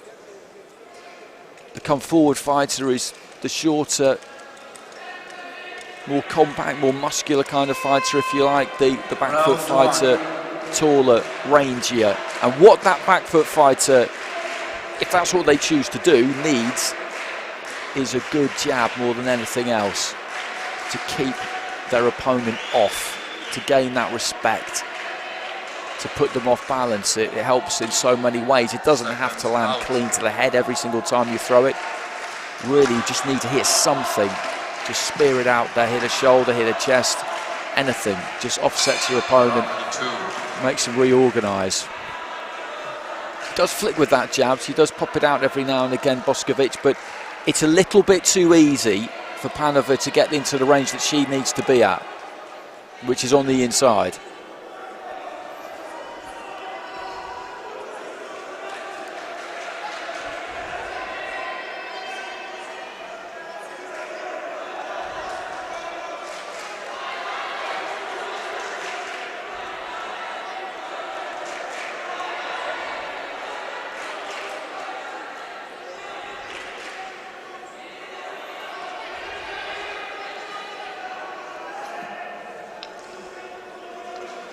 Just slightly too close there, Panova, as she works her way in.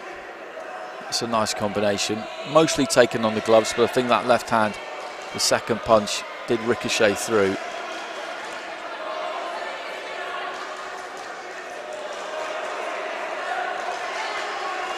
Again, a decent 1-2 there from Panova.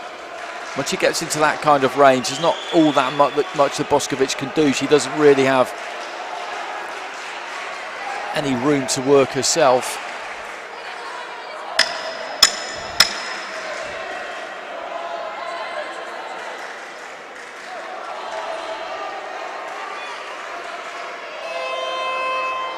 Nice right hand, kind of over the top there from Panova. Boskovic looking to try and meet fire with fire here, really, I guess, but it's hard for her because a fight at this kind of range is just what Panova wants. She's much more suited to it. Boskovic, with those longer levers and not particularly quick hands, is always going to struggle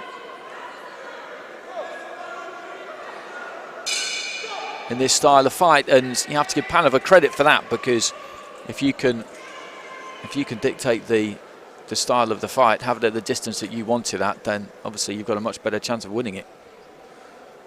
And it's 10 lines across the board there again from Panova, so she is 2 rounds to 0 up with 4 of the judges. That first round actually went 10-9 to Boskovic with the Romanian judge, so that card at the bottom of the screen there is drawn, but it's still an enormous task for Boskovic. She's got to turn around 2 of those 20-point to 18 cards with a huge final round.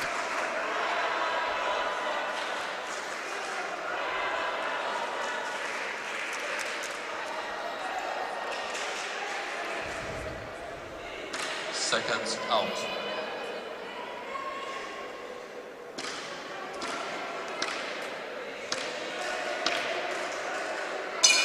Round 3.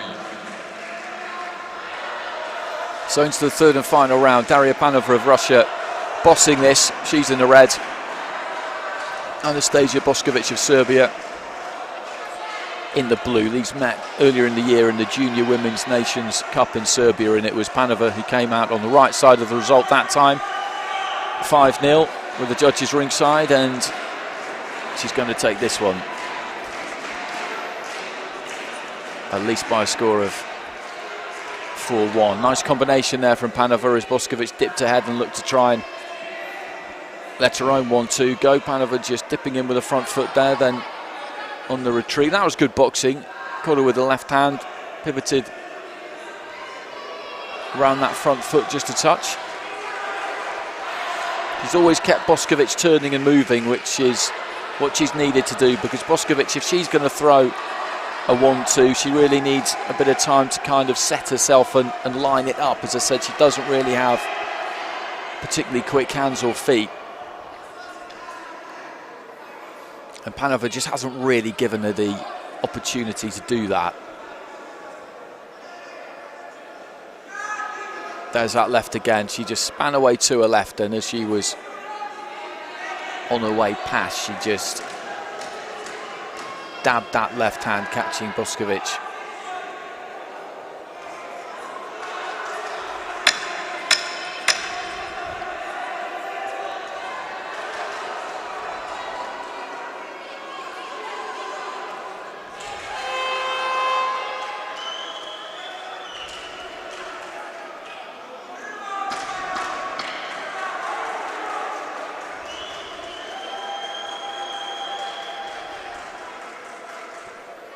Closing stages. Good performance from the Russian in red. She'll go through to the semi-finals, where she'll await the winner of our next semi-final between Valeria Musheryakova of Ukraine and Samantha Reiber of Germany. This absolutely certain to be a repeat of the result when these two faced each other in the Junior Women's Nations Cup.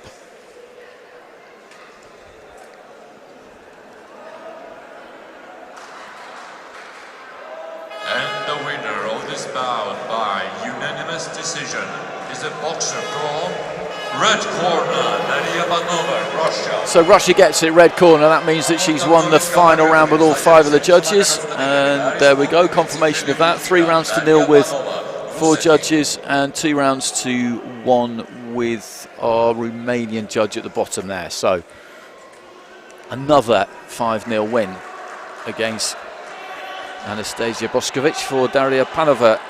Boskovic will have to be satisfied with a bronze medal. Panova will go through to the final, Sunday's final, where she will get the chance to go for gold.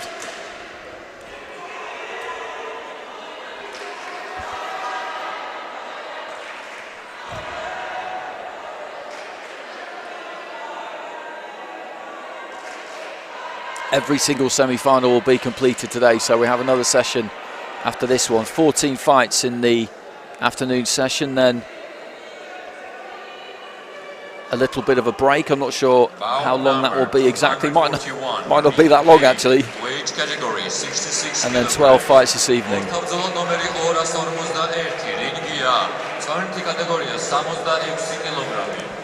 Into the red corner, please welcome boxer from Ukraine. Untitled Chapter, Valeria Musheryakova. Here comes Valeria Musheryakova of Ukraine, big Isabella Pirvu of Romania by unanimous decision in her quarter-final, national junior champion. And her opponent in the blue corner, representing Germany,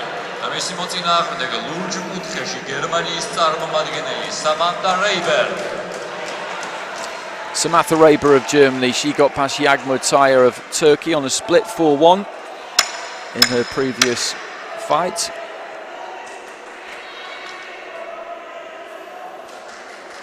Referee Maria Petkovic, Serbia. Judges Romania, Slovakia, Finland, Russia, Poland.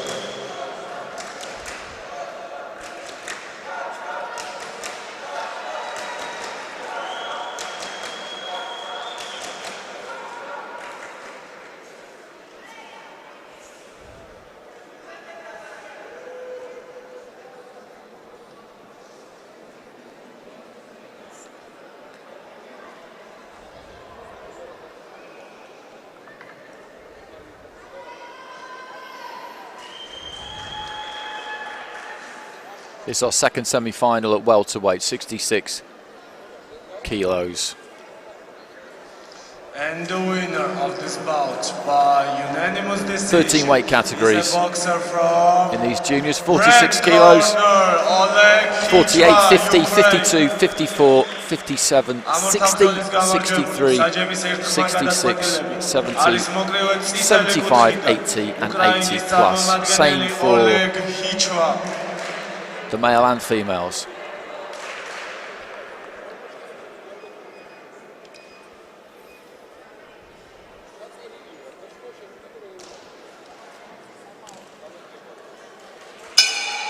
Round 1. So there goes the bell.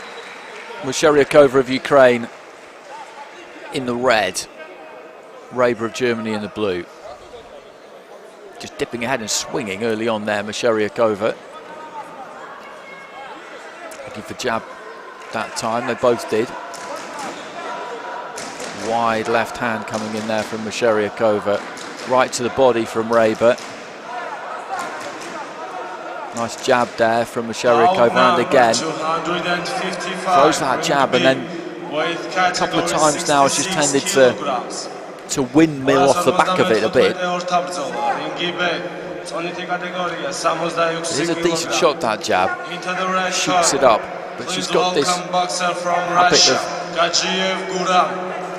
When she throws that jab, she does dip to her right, stoops a little bit, doesn't really have any kind of clear vision of what's coming from her opponent. But that was a good 1-2 there from Mysheriakova. Lovely right hand there again, and you see the head there of Reba just snap back. It was right in the blender there, if you like. She was in that zone, in range. Right hand again, and Mysheriakova causes a standing count there. That's the second time that she's tagged her with that in a matter of seconds, and Reba has got to try and make sure that she doesn't get stuck in that kind of mid-range. I described it as the blender, and that's exactly what it can end up being, because that is where Reba wants her. That is optimum punching range for Mysheriakova, where she caught Reba there a couple of times. And if she stays there, then she's going to get pulverised, I'm afraid. Left hand to the body there, then a right hand over the top from Mysheriakova. She can take a shot, Reba, there's no question about that. We could see that from the first round, and Mysheriakova gets it with all 5 of the judges. Wouldn't have been far away from being a 10-8, I don't think, in the minds of the judges there, possibly, because she did land some good, clean and quite heavy punches at times there, Mysheriakova.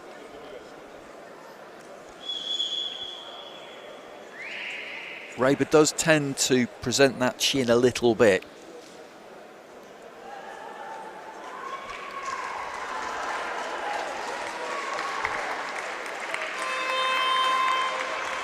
Round 1. Seconds out.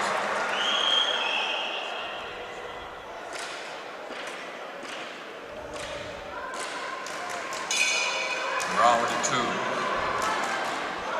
So into the second round, and again there the 1-2 comes in from Mysheriakova, and just carrying that chin quite high there, Reba, and once again she gets caught with it. She's getting caught with it every single time. She's continuing to come forward here, Reba, but really she's just fighting with her face at the minute. Looks to try and throw her own right hand there, Reba. Swinging wide with that right hand. Mysheriakova, the referee for that reason, telling her off about making contact with the inside of the glove with the palm. That doesn't count as a scoring blow. It has to be the knuckle part of the glove. He's setting her feet and swinging a bit wide and wild there, Mysheriakova. That 1-2 lands when she keeps it nice and compact and throws it in orthodox fashion, jab right hand, and it goes pretty straight. That's what allows it to land as clean as it does. Again, just planting that jab and follows it up with the right hand. The referee just telling Mysheriakova to keep her head up. Just signs here that the Ukrainian is tiring a bit.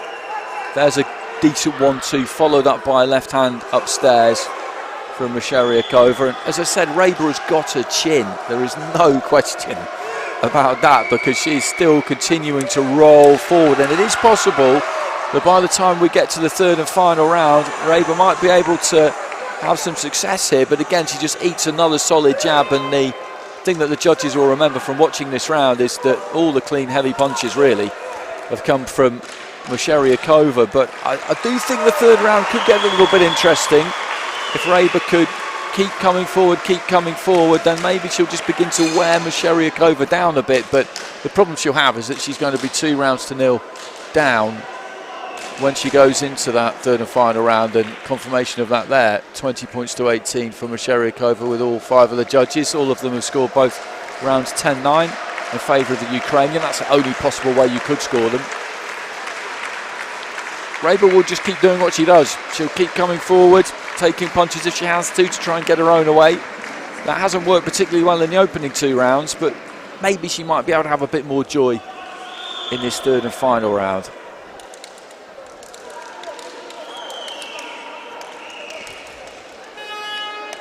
Seconds out.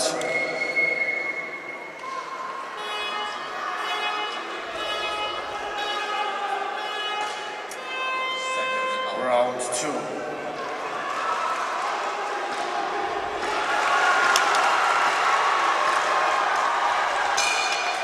Round 3.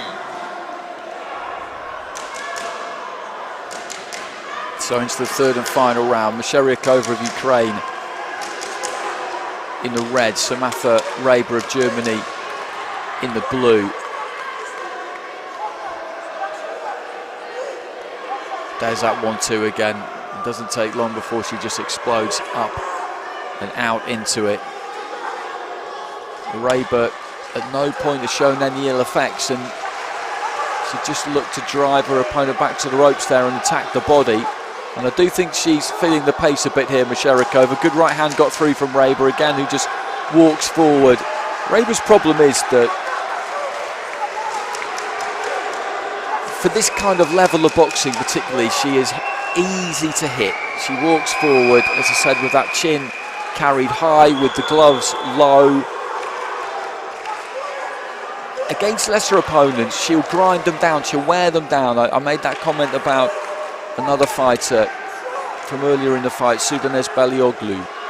You bring that pressure, you bring that heat and that ability to take a punch without it really slowing you down, and you will beat people, because they will get discouraged by the fact that even though they're hitting you, they're not keeping you off. You will get to them and you'll do some damage. And Reiber is having a better third round here, as I suspected she might, because Mysheriakova is just running out of gas a bit, but she's left herself far too much to do in this third and final round.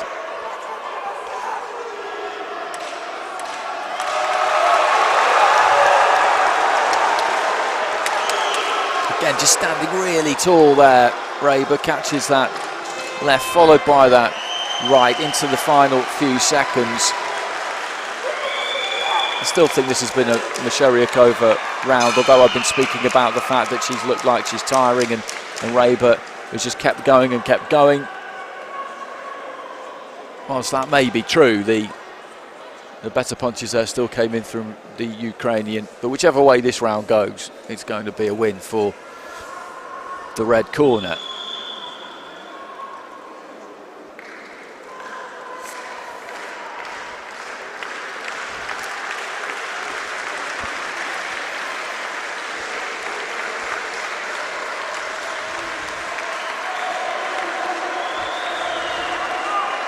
And the winner of this bout by unanimous decision is a boxer from red corner, Valeria Merchegova, Ukraine. Reiber got it with three of the judges there, so split scoring in that final round means it's 2 scores of 3 rounds to 0, 3 scores of 2 rounds to 1, and I think the judges who have gone Reiber's way there have given her that final round for her sheer heart and desire. She showed plenty of that all the way through, and as I said she might, she did have her best round of the fight in that third round. I thought Mysheriakova still did the better work, but I don't begrudge her those round scores there, Samatha Reiber, but Mysheriakova it is who goes through.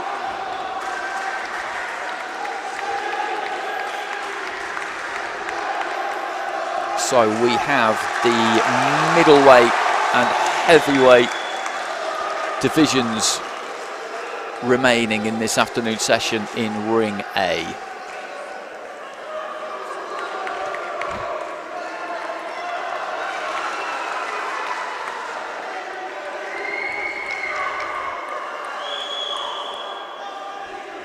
A lot of noise coming from Ring B. There's a Georgian fighter in action there. It's been all female fights in Ring A this afternoon, and it will be as well this evening, the male fighters in operation in Ring B. Ring B being covered by my colleague and good friend Oliver Wilson. We'll be switching rings for the evening session, so we see both male and female fighters.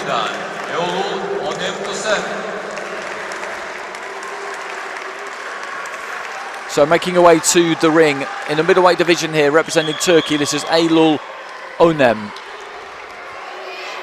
national championship silver medalist in 2020. That was at schoolgirl level. და მისი მოწინააღმდეგე ლურჯ კუთხეში საქართველოს წარმომადგენელი თათია ბუკია. And making away to the blue corner, we've got another Georgian fighter, Tatia Bukia, who got a silver at the European Schoolgirls at this very venue back in 2019. Middleweight division, 75 kilos.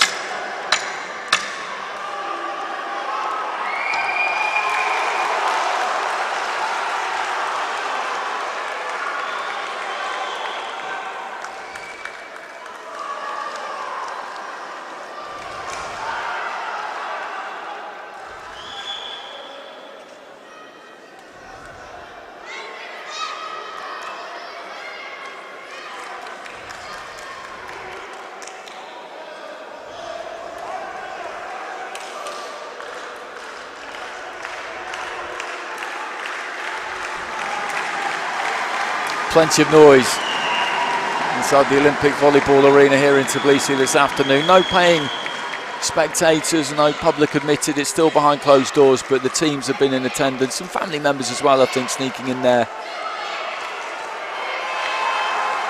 And it's been very enjoyable. I've been watching the streaming of the fights over the last few days. Great to be here for the semi-finals onward. So Onem of Turkey in the red, Bukia of Georgia in the blue. Bukia's got a significant size difference here, you would say. Gap of 5 kilos between light middleweight, which is 70 kilograms, and middleweight, which is 75. So that translates to 11 pounds. And Bukia, you would say, is right at the top end of that middleweight division. Onem maybe towards the other end of it, because Bukia looks significantly the bigger of the two. You've got to stay on weight all the way through the competition. There's no weighing in and then blowing up in weight or anything like that you get in pro boxing. The system of amateur fighting just does not allow that. Well, Georgia gets the decision in the blue corner over in ring B, as I'm sure you can hear. And they'll be hoping that Tatia Bukia will get the decision. Boxing out of the blue corner over in ring A. She's made a decent start here. It's been Bukia who's really been looking to try and dictate terms. Decent jab there from Bukia.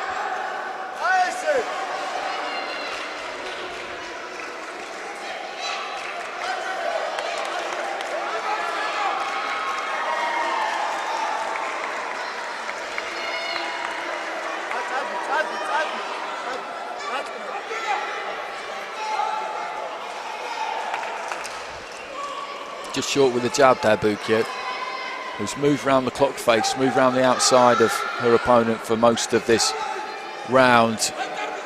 Onem has, for the most part, held the centre of the ring. That was a good combination there from Onem. Been quite cagey this opening round. The movement's been good.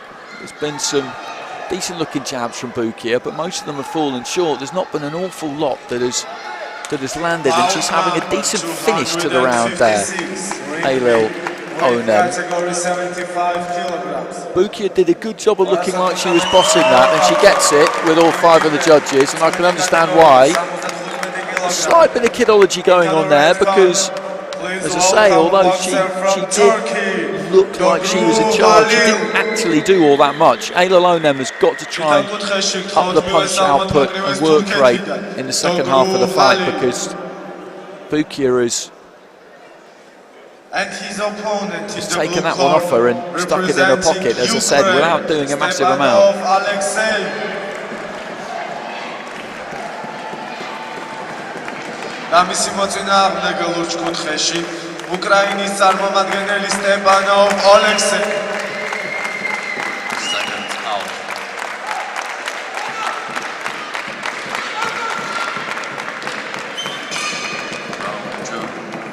Referee Turginian Artur, Israel.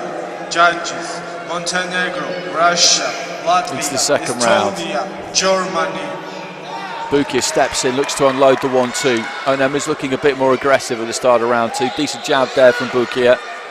She does have that in her armoury. She's got that slight kind of archer's action when she throws that jab. What I mean by that is when she throws the left hand, that right hand does tend to flare a little bit wide, that kind of pose you got when someone's firing an arrow. If Onem can time that jab, slip that jab and throw a left hand, then she could be in business, because, as I say, that right hand flares away from the side of Bukia's head when she throws that lead left. Well, head guard is well and truly come off there, almost midway through the fight.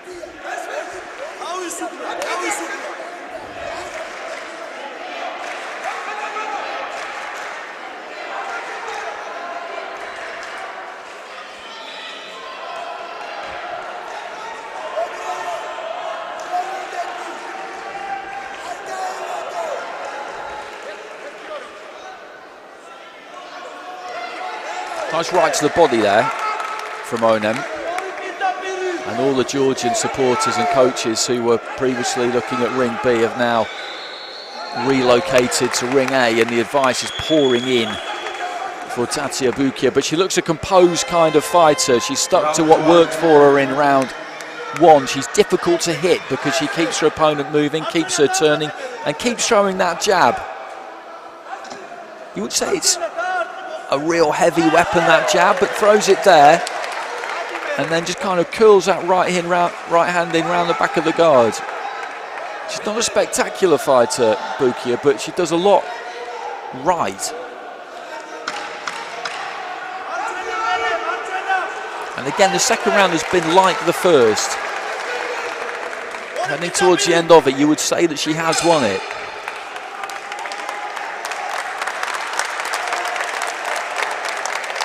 And indeed she has, with all 5 of the judges. So she's 2-0 up with all of them. So unless Aylol Onem can do something very significant in the final round here, then we're going to have a Georgian fighter through to box for a gold medal come the finals on Sunday.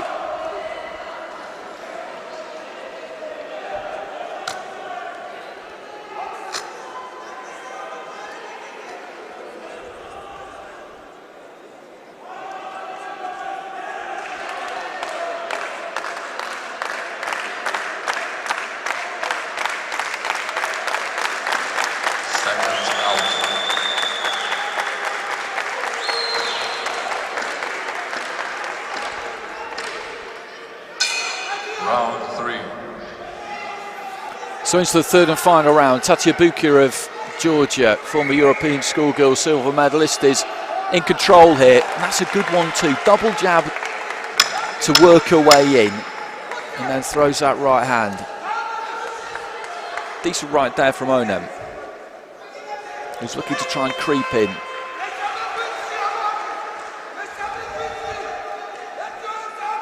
But Bukia's boxed a good fight here. As I said, she's bigger than Onem. She's got that size advantage, and she's used it because she's kept this fight at her range, at her distance. As I've been saying, she's kept her opponent turning, kept her moving, made it difficult for her to get into the distance that she needs to be at. She's using that jab, constantly throwing that lead left hand.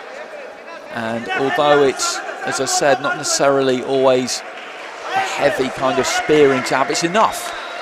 It distracts. When it makes contact, it can set your opponent off balance, and she's given a good demonstration here, actually, Tatia Bukia, of really what you should do if you're going to box off the back foot, if you've got that height and reach advantage, and how you use that to win a fight. Because Onem hasn't really been able to get into this.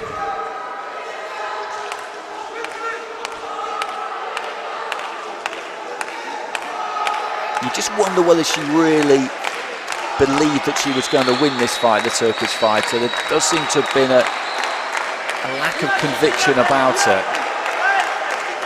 She's been reluctant to really commit and try and put it on Bukia, and that's what it was always going to need. When I say commit, I don't necessarily mean just go crazy throwing everything and be really gung-ho, but just commit to trying to close that gap. Commit to some lateral movement, some head movement, and Bukia has boxed a good fight there.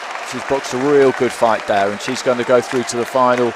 It's going to be 3-0, I'm sure, with all 5 of the judges. So congratulations to her. She's the first middleweight through, and she will then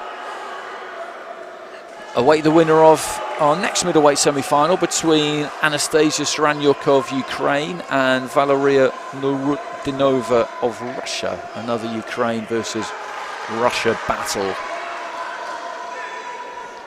And the winner of this bout by unanimous decision is a boxer from blue corner, Georgia. 10-8 there from Finland in the final round, 10-9 from everybody else. So as I said, 3-0 with all 5 of the judges, and she took care of business there. That's how I would describe that for Tatia Bukia. She did it with, I think, with something to spare.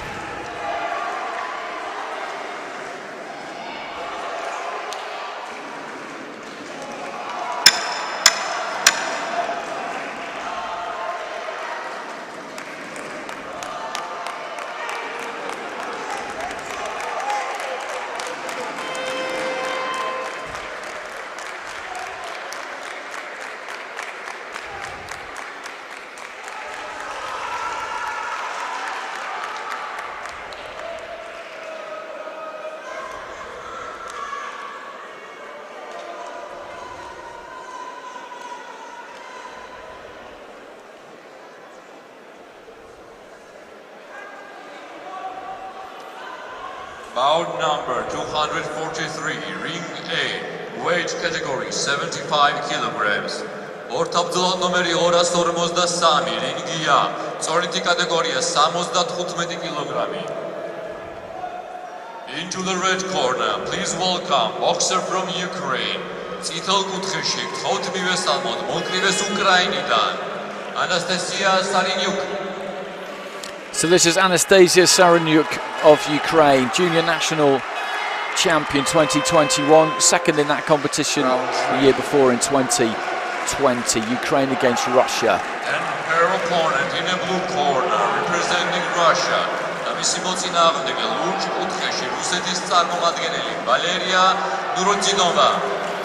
Nurudinova of Russia marching towards the ring from my left-hand side, junior Women's Nations Cup silver medalist earlier in the year, lost to Anastasia Chaplina, fellow Russian fighter, on a split in the final. Serbia, Spain, Georgia, Slovakia, Romania.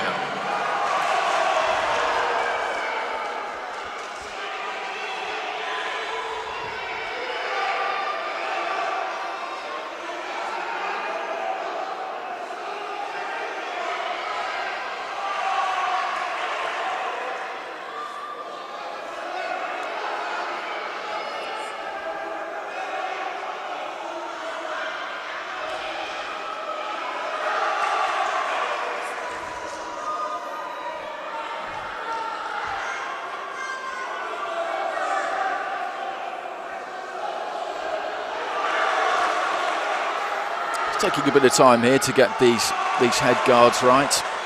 It's something that the referees will always check. They'll check the head guard, they'll check the gloves, they'll check the gum shield. Those are the 3 key pieces of kit for all fighters.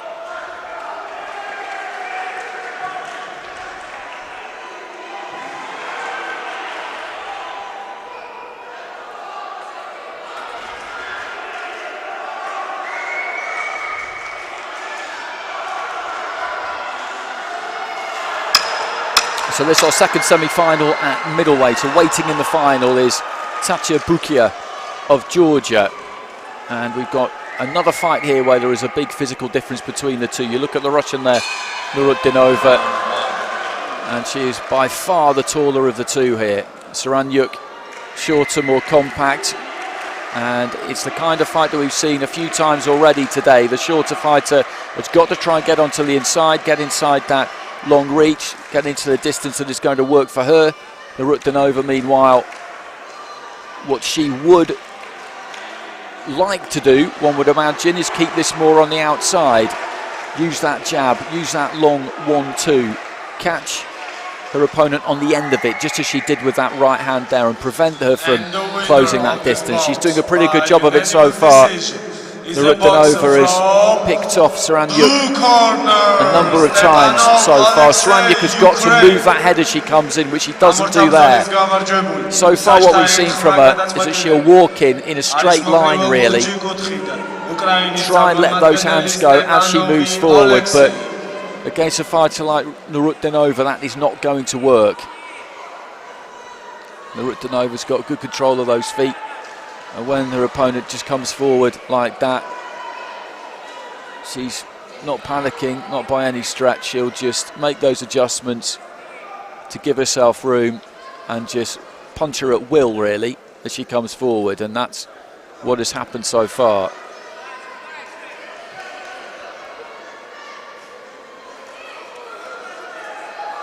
Good 1-2 again there from Nurutdinova.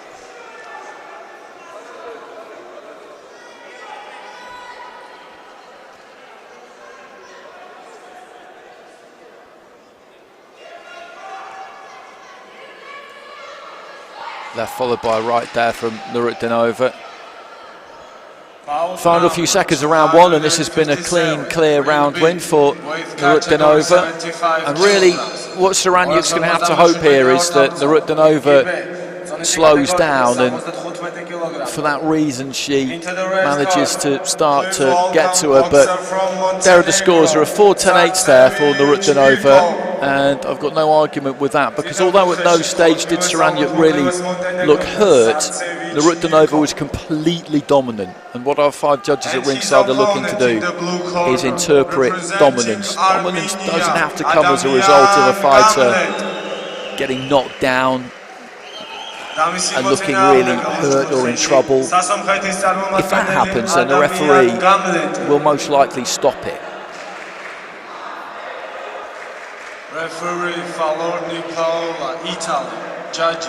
But she dominated that round, Nurutdinova, by just punching her opponent clean, often.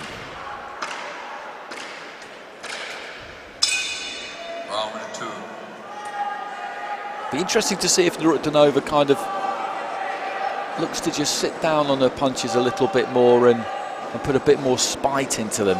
Very accurate in that opening round, and there's no reason why she should look to do anything different at all, because I don't think Saranyuk's going to do anything different here. She's that kind of a fighter. I don't think she's really capable of changing this up. And I say that with the greatest of respect, because she's showed a lot of grit coming forward in the way that she has. But for Nurutdinova, this is easy. And it'll be interesting to see if she fancies maybe trying to get a stoppage here. And the way to do that, quite simply, would be to set her feet, hold her feet, and just hit her opponent harder. Round 1. Good right hand there from Nurutdinova, standing count from the referee.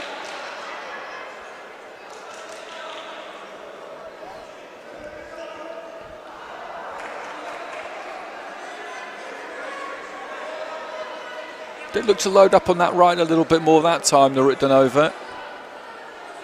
Deep into the 2nd minute in round number 2. Heavyweights to come after this.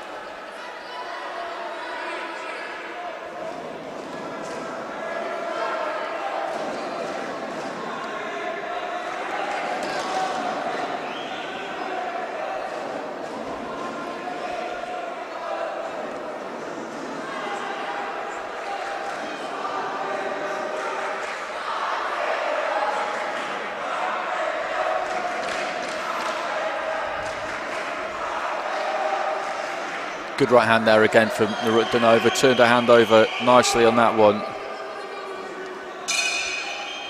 There goes her bell, and she's managed to get through that round. Saranyuk, she can take a punch. She can definitely take a punch. Nurutdinova's not a big puncher. She throws a lot of them on the move, but 10-8s across the board again there, because, as I said, this really is just target practice for Nurutdinova, and I don't say that wishing to be in any way disparaging towards Saranyuk, but it's obvious from watching this that there's a big gulf in class between these two. Saranyuk is hanging in there that she's not really able to do anything more than that. That is just the reality.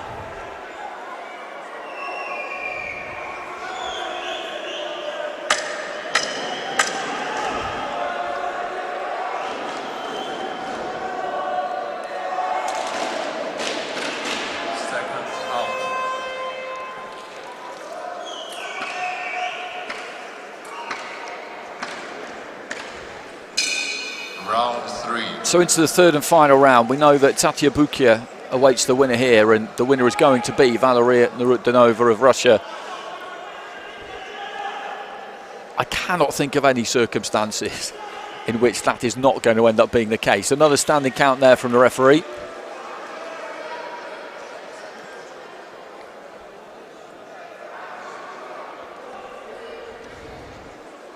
She's not looked hurt at any point, Saranyuk. As I've said previously, she's not ever looked hurt. But she's taken clean punch after clean punch.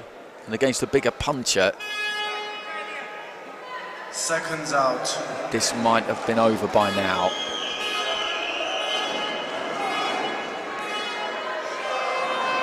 Round 2.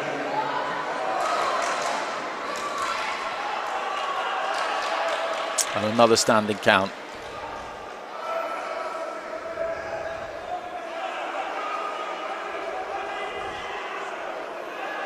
He got to his feet there, the lead trainer in the Ukrainian corner, and the referee stopped it. The referee has stopped it.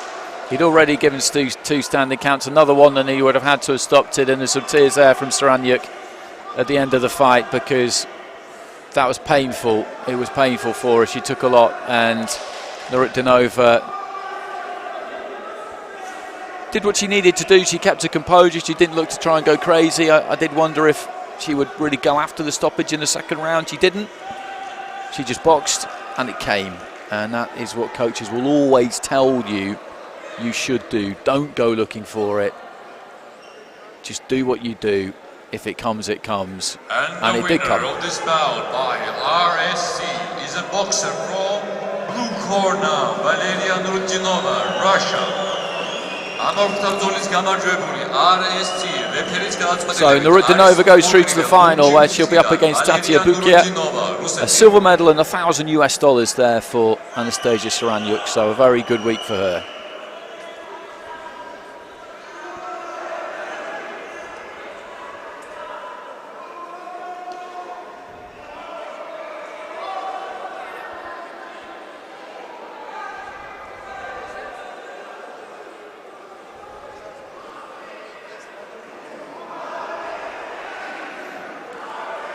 So just the heavyweights left in this afternoon session in Ring A.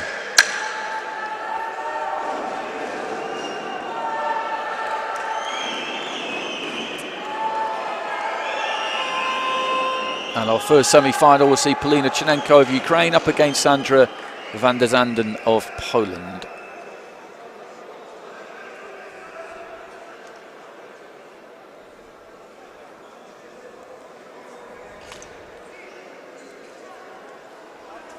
Bout number 244, Ring A, weight category, 80 plus kilograms.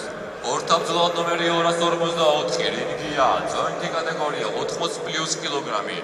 Into the red corner, please welcome boxer from Ukraine. Titel Kutcheshi, Khotmive Samot, Mokrives Ukrainidan, Polina Chernenko. Polina Chinenko of Ukraine, bronze medalist at the European Juniors in Sofia last year. Lost to Maria Botica of Romania by second round stoppage. Referee stopped the contest in the second round in her semi-final. Junior national champion. And her opponent in the blue corner, representing Poland, Tbilisi მოწინააღმდეგე ლუნჩ კუთხეში პოლონეთის წარმომადგენელი van der Zanden Sandra. Sandra van der Zanden, boxing for Poland, has won some national titles. Stepping up a level here. Referee Evgeny Futsky, Belarus. Judges Georgia, Russia, Finland, Serbia, Romania.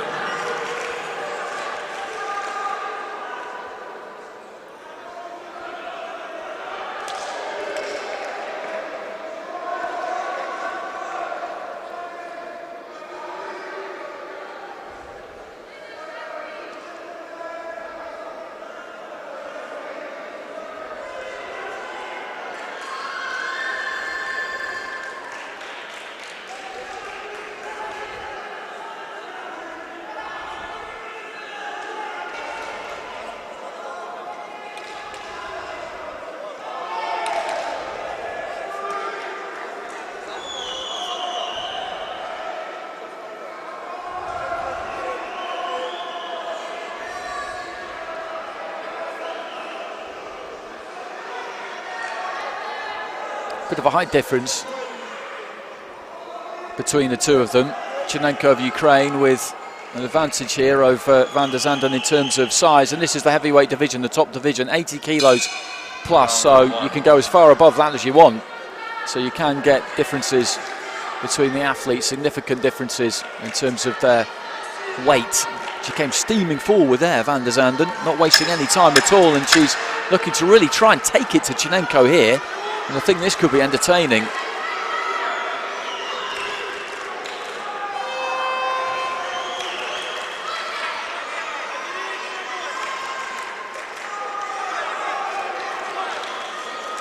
That's a nice short left hand there from Chinenko.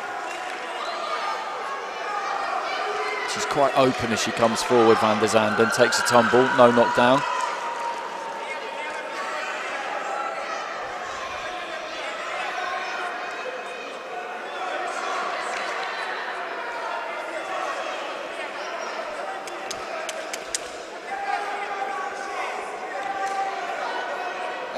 Nice 1-2 there from Chinenko. By split decision is a boxer from red corner, Good jab from Chinenko as van der Zanden came forward. She was quite gung-ho at the start of the round. She's a bit more circumspect now, the Polish fighter. I think she's felt the weight of some of these shots from Chinenko and isn't keen to take that many more. Good jab there from Chinenko, but as I say that, van der Zanden with a little bit more of a spring in her step comes forward. Looking for a big wide right hand. Again, just climbing into a right there, van der Zanden, trying to finish the round strong here. Heaves in a big deep breath.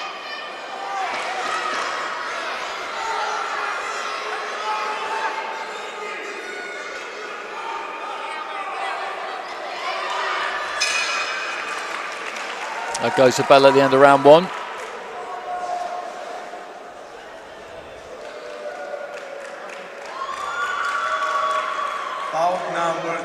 And with the scores there, we've got some split scoring. 3 of the judges go for Chinenko, 2 go for van der Zanden. I'd have gone for Chinenko. Van der Zanden, though, may have persuaded those other 2 judges with a lively finish to the round. The clean punching came from Chinenko, I felt, the Ukrainian fighter. Boxing in red.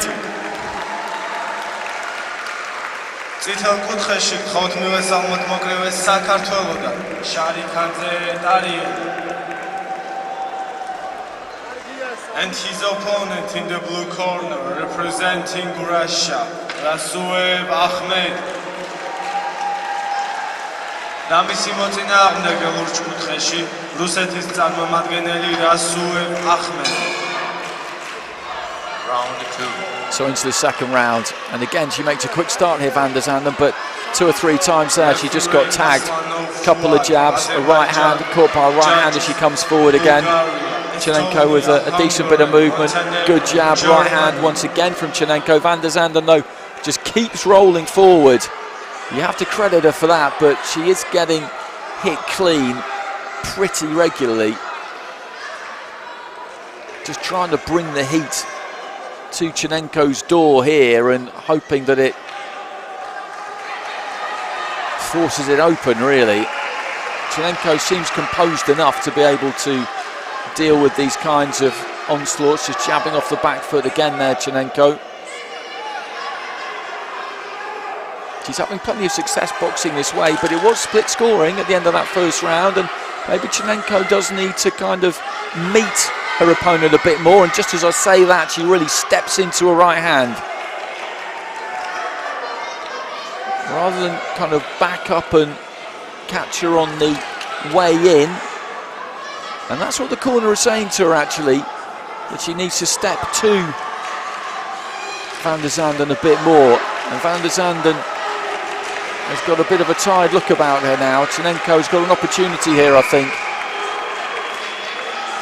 to really put a dent in her towards the end of this round. But it was in the final 30 seconds of round one that van der Zanden just seemed to find a bit of a second wind. That was a good 1-2 from Chinenko.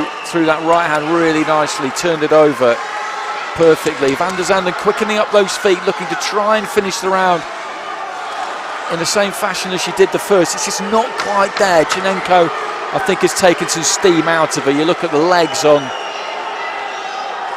Van der Zanden, and they're not shaky exactly, but she took a lot in that round. She really did. 10-9 across the board there for Chinenko, so she's got a 2-point lead with 3 of the judges. The other 2 scoring that one, or scoring it level after the first 2 rounds, so Chinenko with a significant advantage there. Van der Zanden looks pretty spent over in that blue corner. She's put an awful lot into this so far. But as I was saying, I think she looked to try and finish that second round strong like she did the first, and it just wasn't there.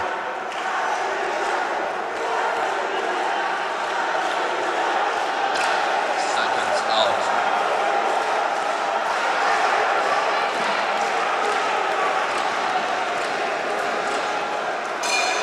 Round 3. Good jab there to kick things off for Chinenko. Van der Zanden, like she did in the first 2 rounds, trying to come out strong at the start of the third. Leaning in, leaning forward, catching that jab full in the face.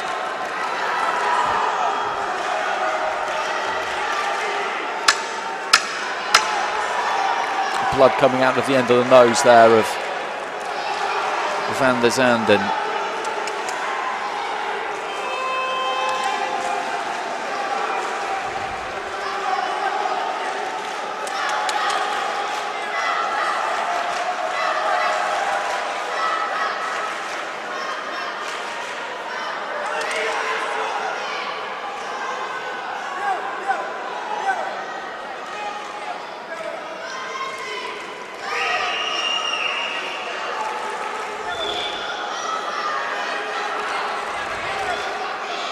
Timeout called by the referee. He's going to get the doctor to have a look at that injury to the nose.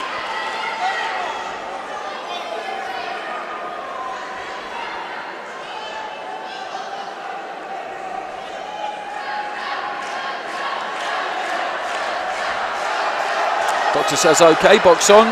Seconds out. Van der Zanden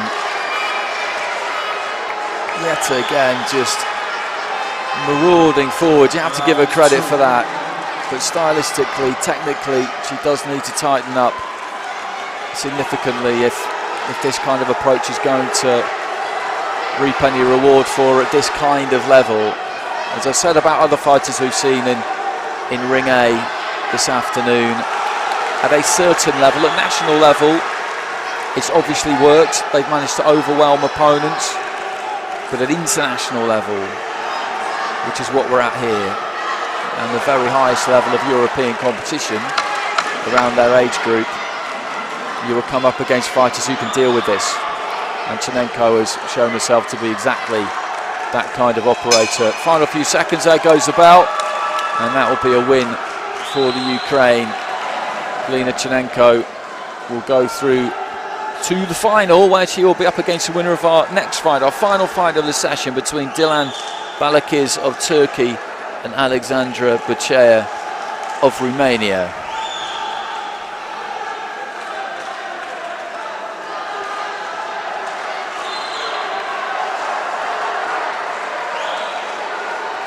Good atmosphere, you can hear it coming through, I'm sure. Really good atmosphere. Great to be back in an arena where there are fans in attendance, really getting behind the fighters. Is a boxer from red corner. There we go. And after the split scoring of round 1,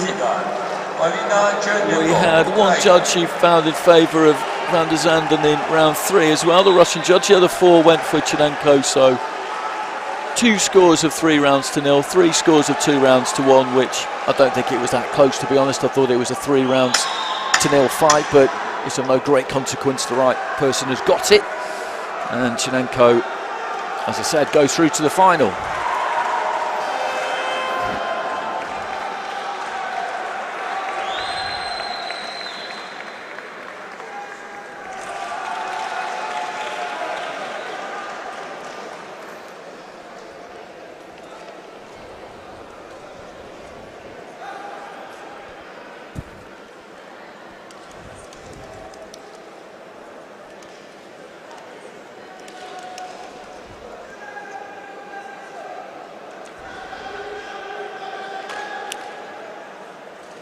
So fight number 14 of this afternoon session. Been a good session, it's absolutely flown by. Dilan Balakiz of Turkey. Bout number 245, ring A. Is about to make her way to the ring. Into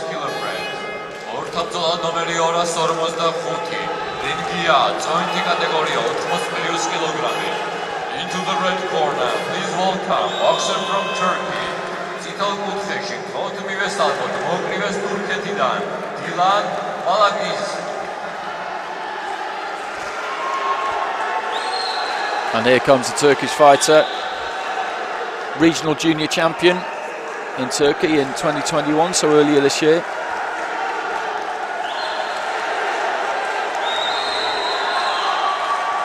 And her opponent in the blue corner, representing Romania,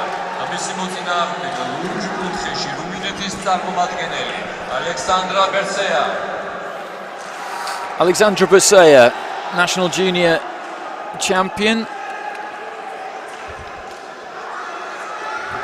Silver medalist in the Romanian Schoolgirl Championships last year. Russia, judges, Spain, Belgium, Poland, Georgia, Lithuania.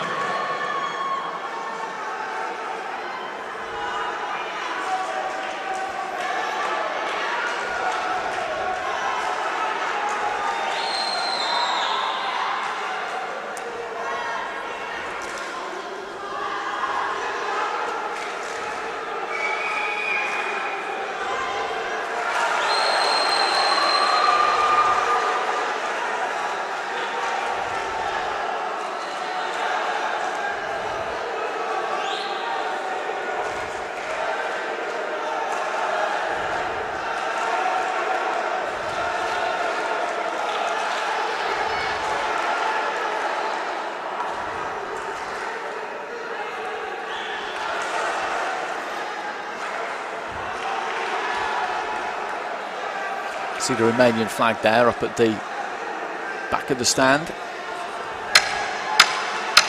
Romanian team members proudly flying that one. Turkish team down at the bottom of the stand there, more in the foreground. Round one. So in the red, Dilan Balakiz of Turkey, in the blue, Alexandra Bersea of Romania, and these two getting straight down to business. Physically, they're extremely similar. And looking for that 1-2 there, Balakiz, and this is what we're going to get. They both want it up close, but at the minute it's Balakiz who's able to find a little bit of room to let her hands go. Bersea has not been able to get much done so far, and they're just leaning in on each other. You could throw a blanket over them. Good right hands again here for Balakiz, who is showing impressive punch output through the first 30 seconds of the round, but she's thrown a hell of a lot in that opening half minute. Now looking to go to the body, and Bersea maybe is going to have a spell herself. You can see the effort on Balakiz's face. This is very, very early in the fight. But this has already turned into a grueler.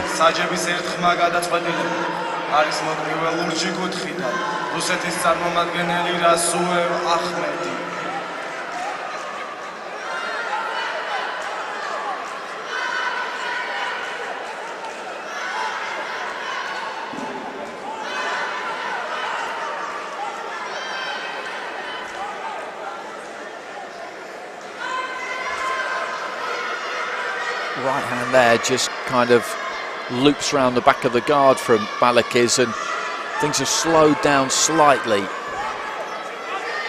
Final 30 seconds of round one. Balakiz just aiming that right hand, and a little bit of a gap has appeared between the two here. Well, not for very long. Balakiz gets back onto the inside. I'm not sure they're going to be able to keep this up for 6 minutes, to be honest. As I said, the pace in the opening 30 seconds, particularly for Balakiz, was immense. Huge breath there just heaved in by Balakiz as the bell goes at the end of round one. Balakiz has got it with 3 out of the 5 judges. That was a pretty clear Balakiz round, I thought. Bersea gets it with the other 2, so split scoring, which sets this up nicely.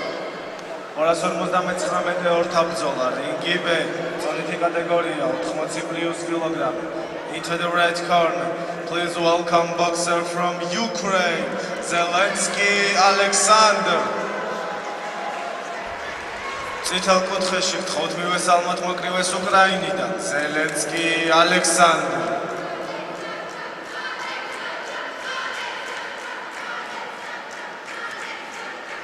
And his opponent in the blue corner, representing Croatia, Bausic.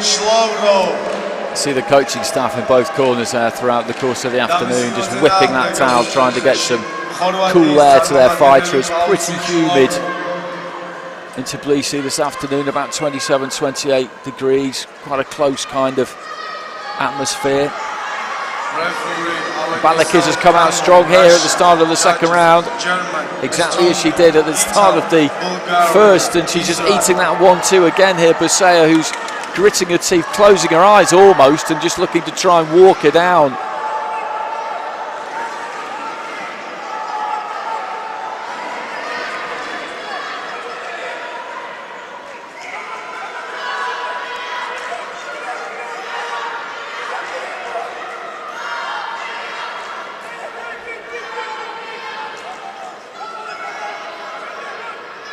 Again, there's that right hand from Balakiz, a little bit too far out for it that time. The second round has been similar to the first, really quick start, but Balakiz is gassing here as we get to the halfway stage. Good right hand there again though from Uraz. Buseya tried to back off. Buseya does look like she's got a little bit more energy, but Balakiz, having said that, she still just comes forward. Mouth is hanging open. She looks like she's struggling a bit, but she keeps coming forward, keeps moving those hands, just backs up there and is really looking to try and get a breather. And this is where Buseya has got to get on top of her. If she could just work for the remaining 30 seconds of this round, it doesn't have to be supersonic, but just work, then she can win this second round.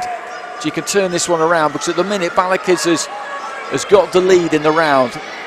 Similar to the first, as I said, she kind of streaked out in the lead, and then gradually Buseya, bit by bit, began to catch her. Not quickly enough for me in that first round. Balakiz with a big right hand there, just rocks the head back of Buseya.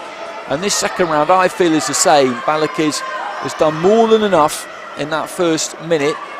Although she has faded in the second minute, she's done more than enough in that first minute to win it. And it goes that way. 10-9 with all 5 judges, so a 2-point margin with 3 of the judges, 20 points to 18. The other 2 are level at 19 apiece, so that is Balakiz very much in control, because Buseya's got to turn around one of those 2018s if she's going to get anything out of this.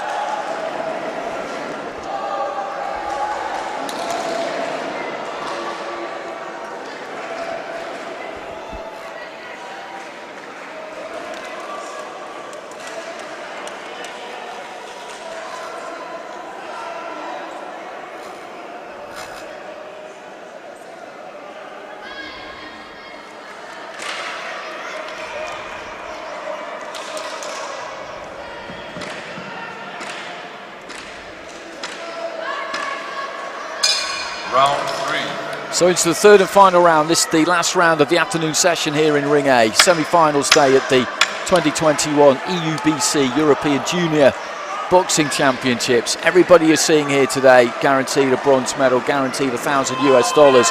Big right hand there from Balakiz. I thought that might have been a standing count. The referee decided against it. You could just see the head rock back, and again she starts the third round like a steam train here, Balakiz. And Buseya is just unable to get herself out of the way.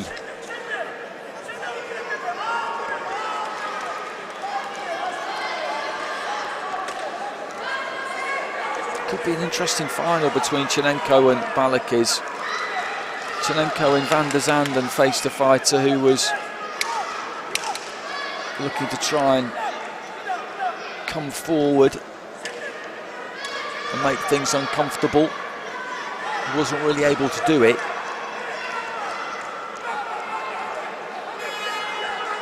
Maybe Balakiz will be able to have some more success. He just flicks that lead left hand up from the waist. Round 2. And there's that right hand again, and we do get a standing count, and I think she is hurt there, Visaya. As I look over to the far side of the ring, and the referee agrees because he has stopped the fight. Referee stops the contest in the 3rd round.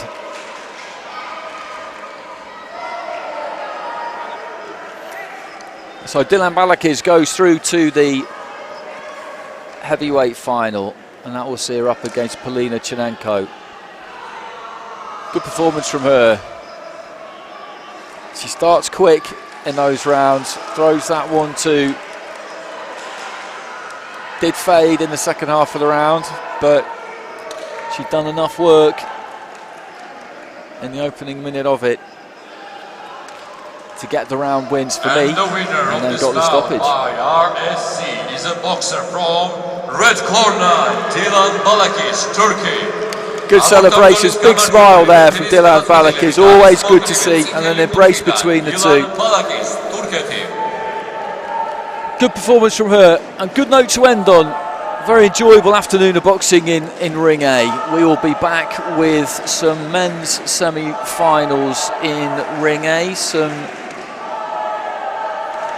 in Ring B rather, some women's semi-finals here in Ring A in the evening session, which will get underway pretty shortly, I think.